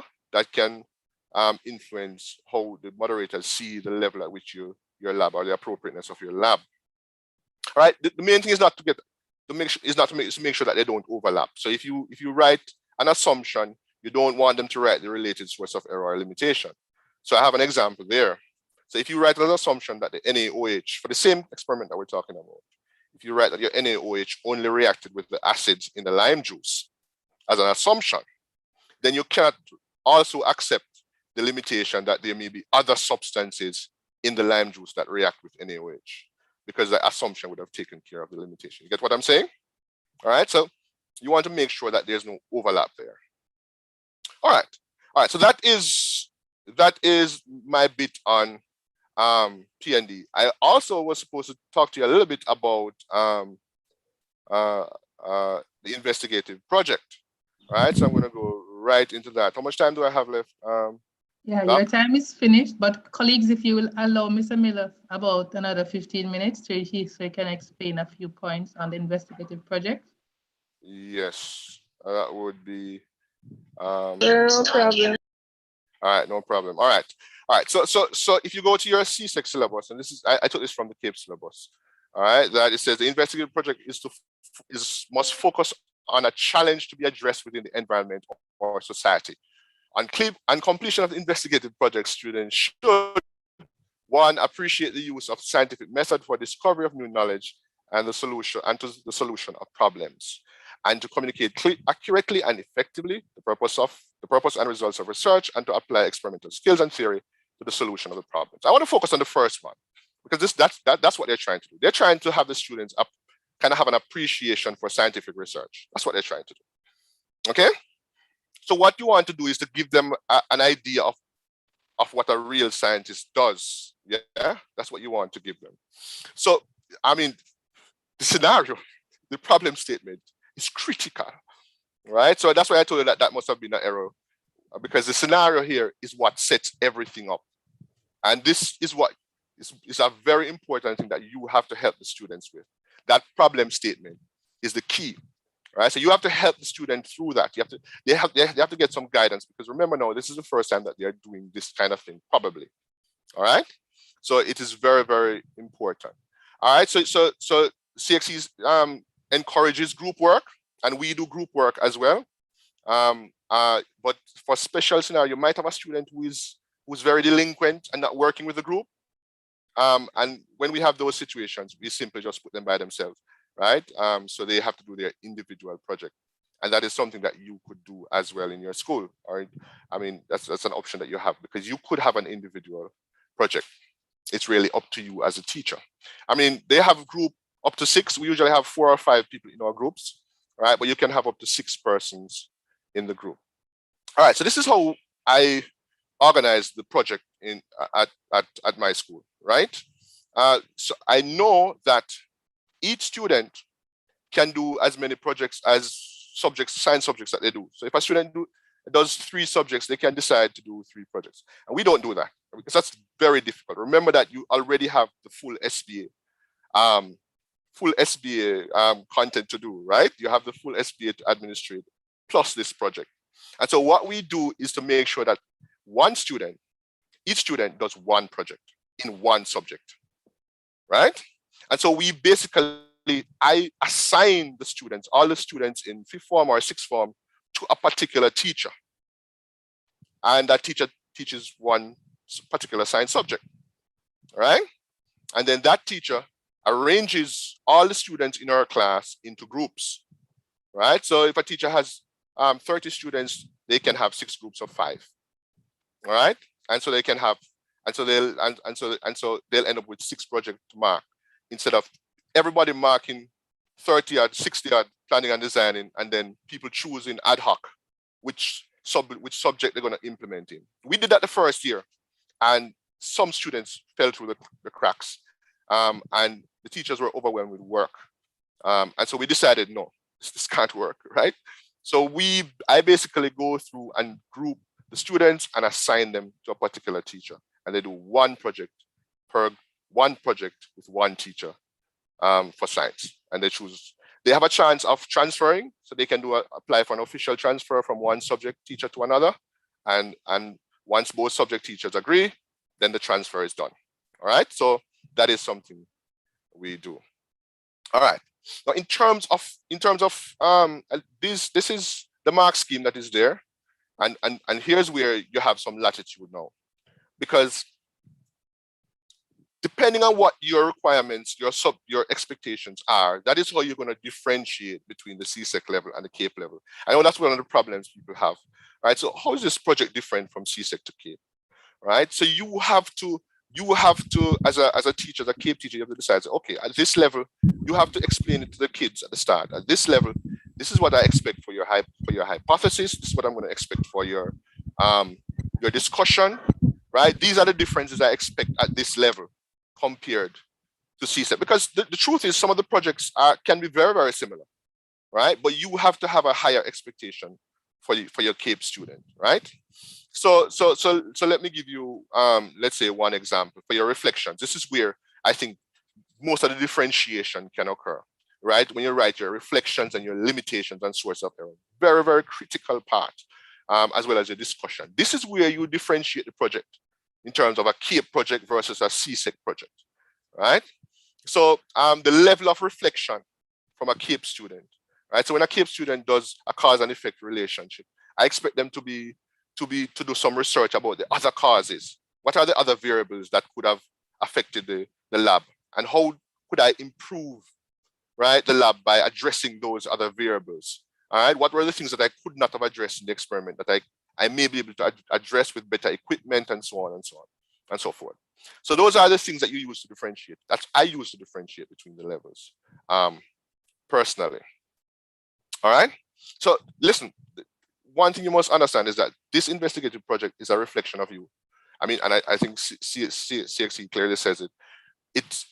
What you're trying to do is to bring the students through a process. All right. So their grade is a reflection on you. Right. So they have to develop this skill. So you can't just give them and just mark the proposal, the P&D one time, boom. Right. You have to guide them from the problem statement stage. All right. So what I do basically, I develop these broad topics. All right.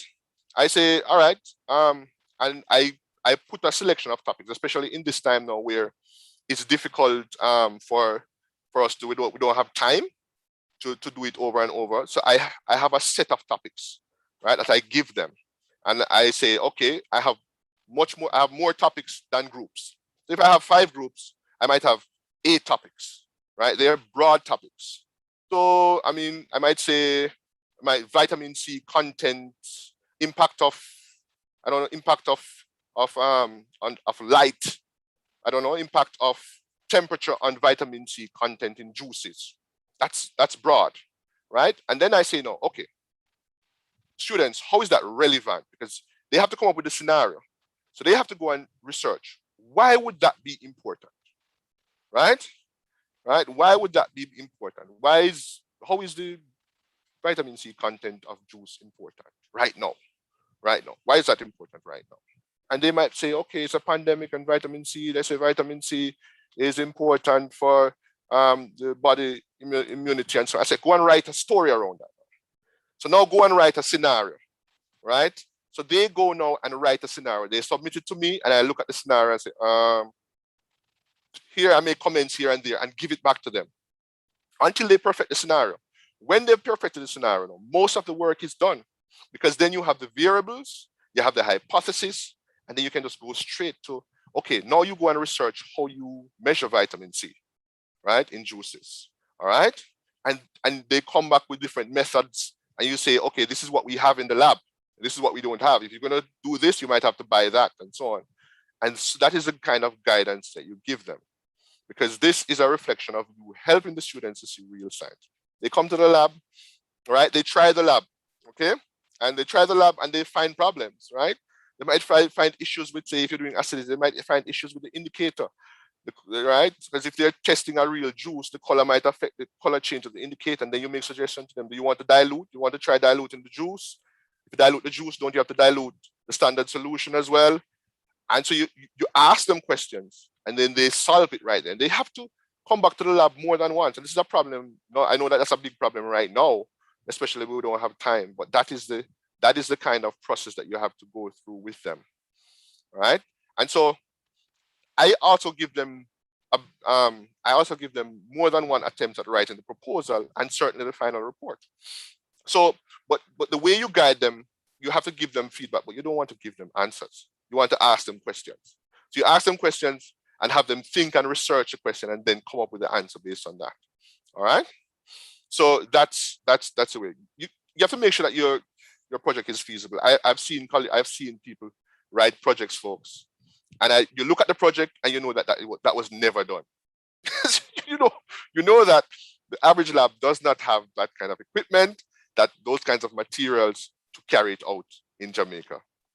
Think very carefully about that. The project has to be feasible, right? If the project is not feasible, then I mean that's a waste of time. And a sensible moderator can see right away that that thing was cooked, right? Because it's just not feasible. All right. So, well, I talked about the problem statement. It should, so that's what I said, that, okay, when you give them the broad topics, have them research, how does this affect the price of cheese? Why is this important to us now? And that's how the everyday community problem comes about, right? And so they come up with that problem statement using that everyday community problem and the broad topic that you give them, right? So you have to give them the guidance, right? And your scenario has to show, it has to show or imply the relevance to real lives. So when it comes down to the reflection, right, the students don't have to be shuffling because it's already implied in their problem statement, right? It's already implied in their problem statement. All right, I am going to stop there. If you have, I have a little time. If you have some questions, I'll take it. Okay, colleagues, we are open for questions. You can put your questions in the chat or raise your hand. Oh, somebody said don't stop. Anyway, it's 5:43. Dr. Campbell. Yes, sir. You must remind the people that it's after 5, and it's lunchtime. I think the ones that are on don't want to leave, so I don't think we're we're putting them out. All right, so there is a Sophia. But remember that we have tomorrow. And oh yes, but okay, so Coleman. Yes, is on. Can we get access to the slides? Okay, just a sec. Coleman is Sonia Coleman. Yes, good afternoon. Right. Mr. Miller. Yes, go ahead. Earlier you stated that you should give them a broad topic, and then before that you said we should give them a scenario. So you said lastly No, the scenario, no man, the scenario, when we're talking about scenario, when you talk about giving a scenario, that's when you're doing a P&D, right? You give them the exact scenario. Remember, in the project, the students have to come up with a problem statement. So you are helping them with that, right? Okay. A Right. question I hear that.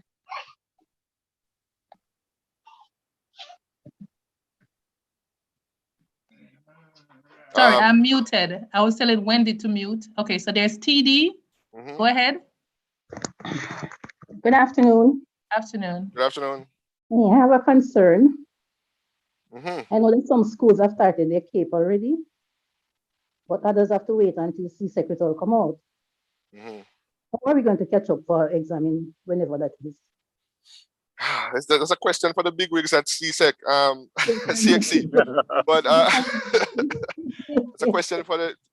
I mean, I shouldn't say it too jokingly because fortunately, I don't have that problem, but I do empathize with my colleagues with the scenario that they find themselves in, that we're going to be 6 weeks out again, and we haven't heard anything whatsoever from CXC to say that, hold on, teachers, we're expecting so and so. We know results are coming, but we know it's going to be late, and we expect to source X, Y, Z.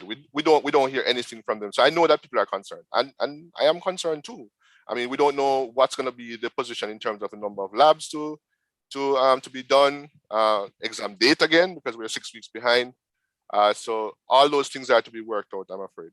Okay, sir. There are two things you need to clarify for some persons. So there's a comment or question. If they come up with their own problem statements and end up with multiple methods, when it comes to the implementation stage, how do they go about it? And somebody doesn't understand the problem statement for the PD versus the broad topic for the investigative project. So could you just? All right. So okay. So all right. So let's go with the first one. So if they have several methods, what you have to do is to help them to choose one that is doable, right? Based on the scenario that you have. What do you have in your lab? Okay.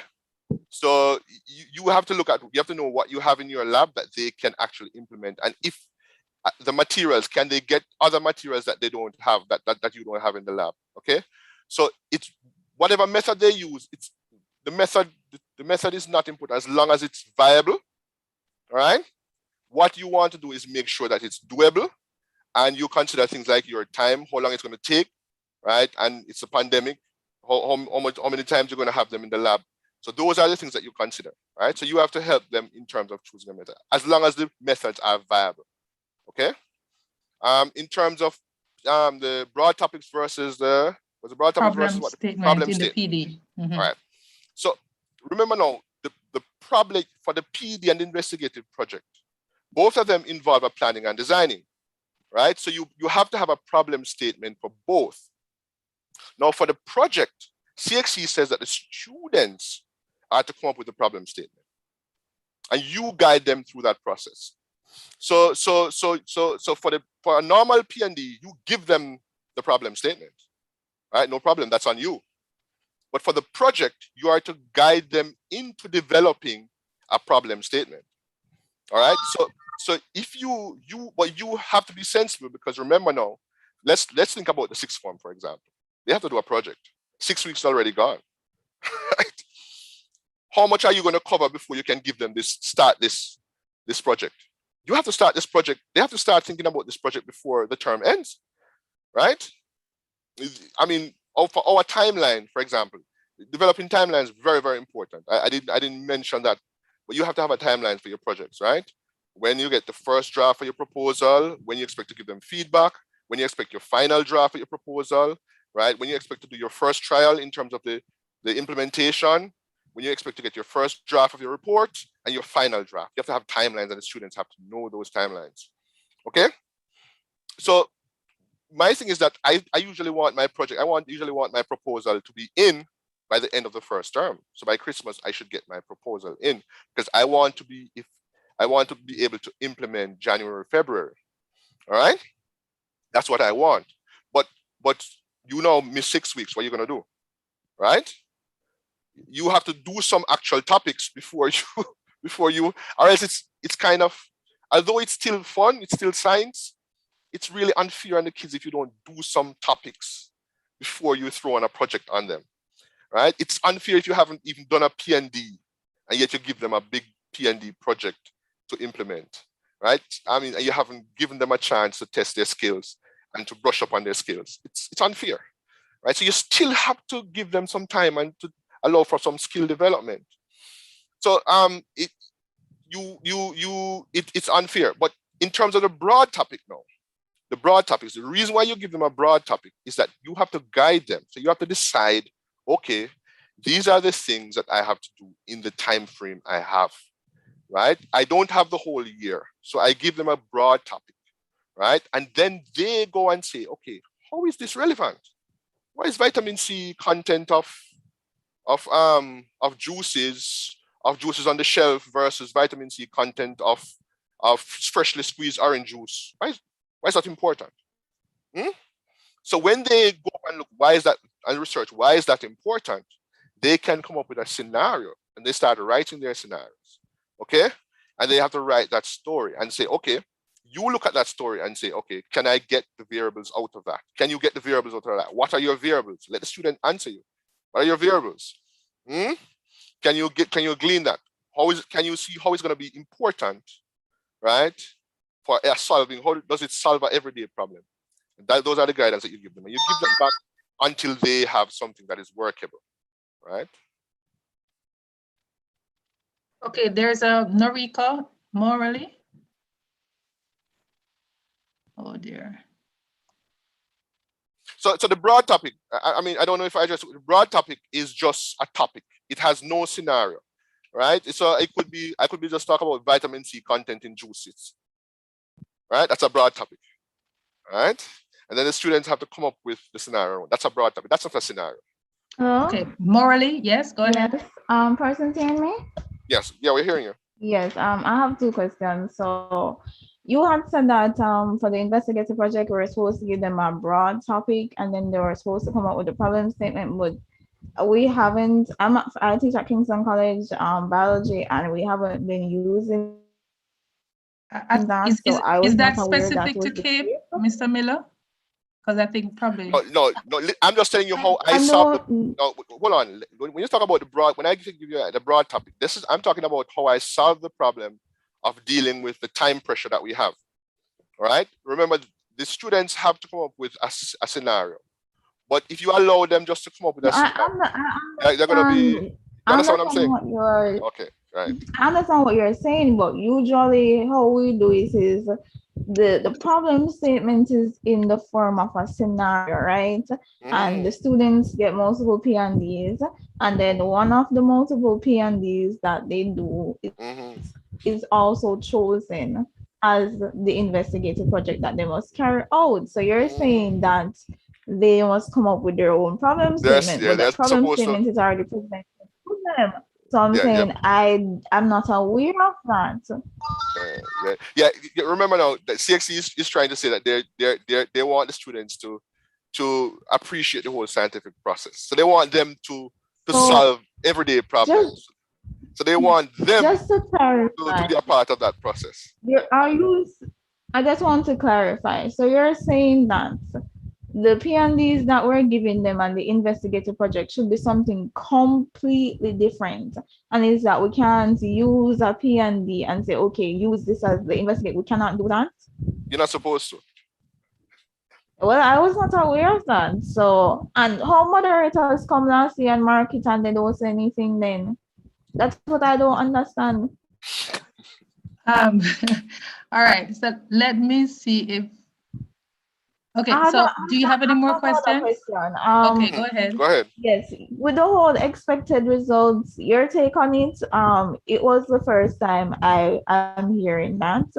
And I am wondering if it is possible, if more examples of how we can go about doing that can be provided, maybe probably tomorrow in the next session. Because my idea was that you just write what you expect to see. Of course, you make the students try to present it in the form of a table or a graph, but I was not aware of that. And from what I'm seeing, a lot of teachers did not have that perception of it. Moderators are coming every year and marking these labs and these experiments, and they're not saying these things to us. I just don't understand. Like, I really don't understand what they're doing. All right, so colleagues, so tomorrow you will have 4 rooms for each subject area: biochem, physics, and interscience. And the persons who will be presenting are in fact moderators. So they will take you through what they see and what is expected. And I'm sure they will clarify this whole business of expected results and so on and so forth. All right. So if you could just hold on until tomorrow. Right. All okay, right. Is it possible that we can get the presentation that Mr. Miller did?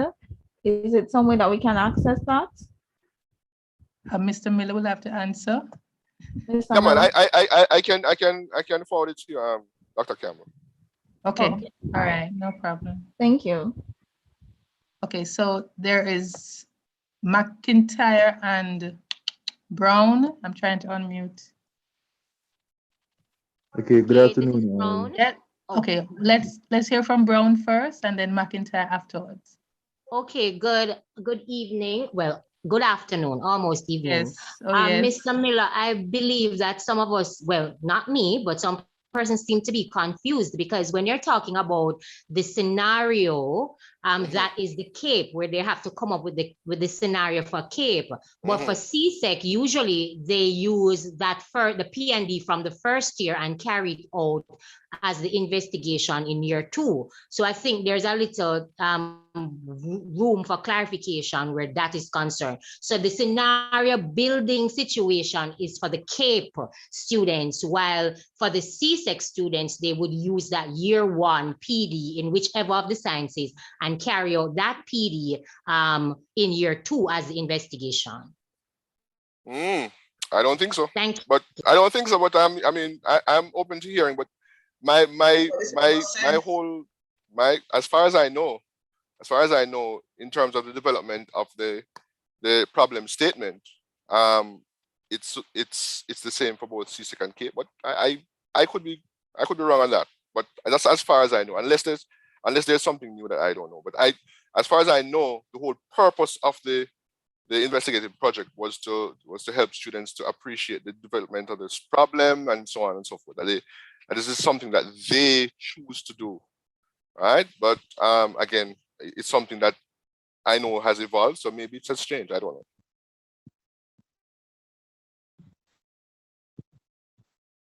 know. Okay, I'm trying to unmute Lawrence.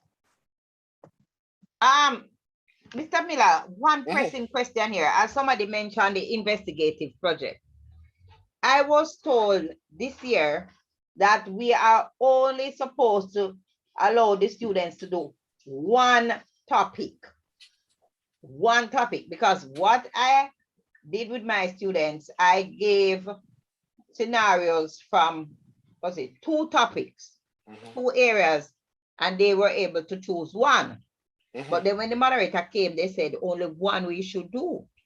So I want a little bit of clarification. That sounds, anyway, colleagues, No, I tomorrow, want, because I don't want to do it again this year. No, right, so I'm saying in the individual groups tomorrow, you can get all of that clarified. We have moderators who are That's for the moderator questions tomorrow.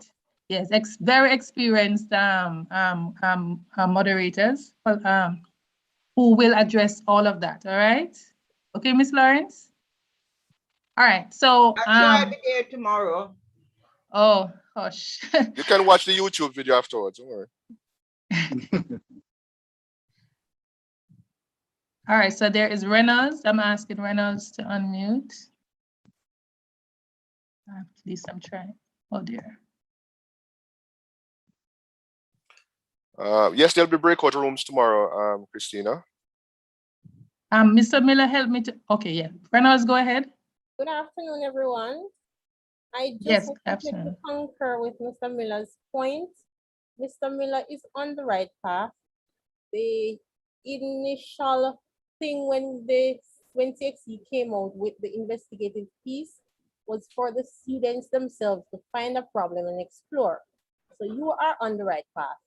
Yes, it is that they would do the first part in terms of a proposal, which is the PD, in year 1. So they would have done that in grade 10.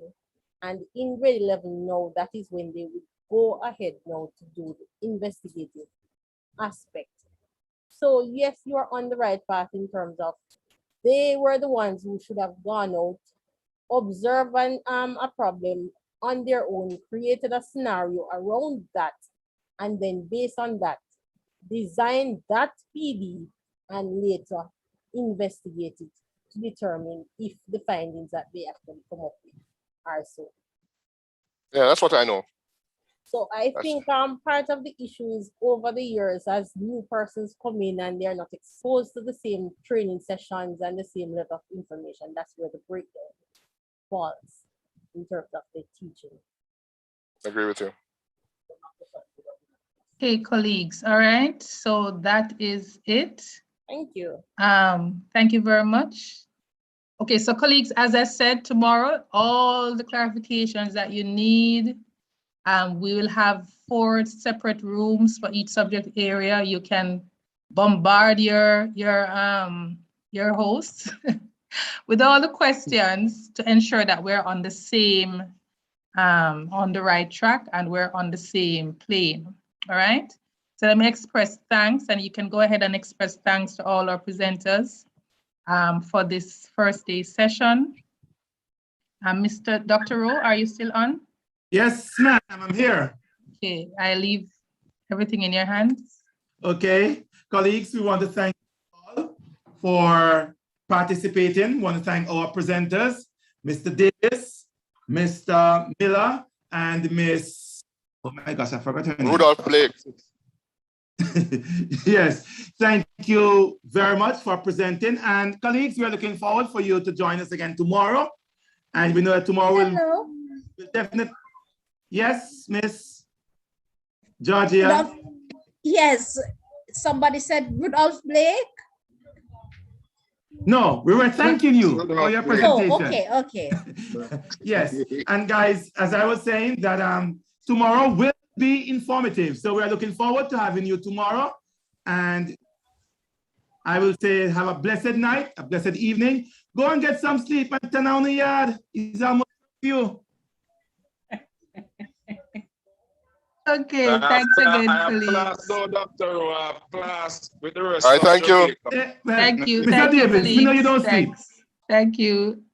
Yes, I do have class with the rest of Jamaica now, sir. Yes, blessings, my brother. From 5. but I've been multitasking. All right, take care, everyone. Until tomorrow. Bye-bye. All right. Thank you, colleagues. Bye-bye. If you have any further questions, write them down so that you can remember to ask tomorrow. All right. Thanks again to all. And I will try to send all the information to all who have messaged me. So I'll send it by the time the night is complete. Okay, sir. Thanks. All right. You're welcome. Bye. Sir, I did not get your number. Could you repost it, please? Good evening. Excuse me, Mrs. Taylor Campbell. Yes. There's a classroom created for biology from the workshop that was earlier today. Yes. Will there be one created for chemistry where this information could be uploaded? We will create some class, yes, we'll create that afterwards because we're waiting on some information from the moderators so that we can put it in the classroom. All right. So we have that on our agenda. Yes. Thank you. Thank you. Excuse me, Miss. Yes. Go ahead. I'm just asking the physics presenter if you could repost. My chat was cleared and I did not get the number. Okay. I think he may have left, but let me check if I can find his number. Mr. Davis, if you're still on.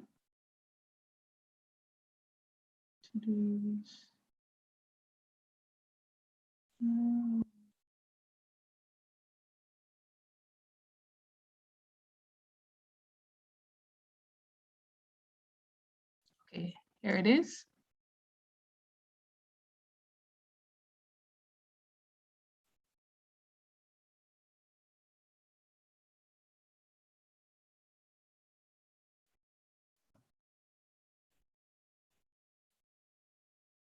Okay, so I just posted the number. Okay, yes, thanks, Mrs. McLagan. All right, colleagues, I'm going to end the meeting now. Thanks for your participation. See you tomorrow.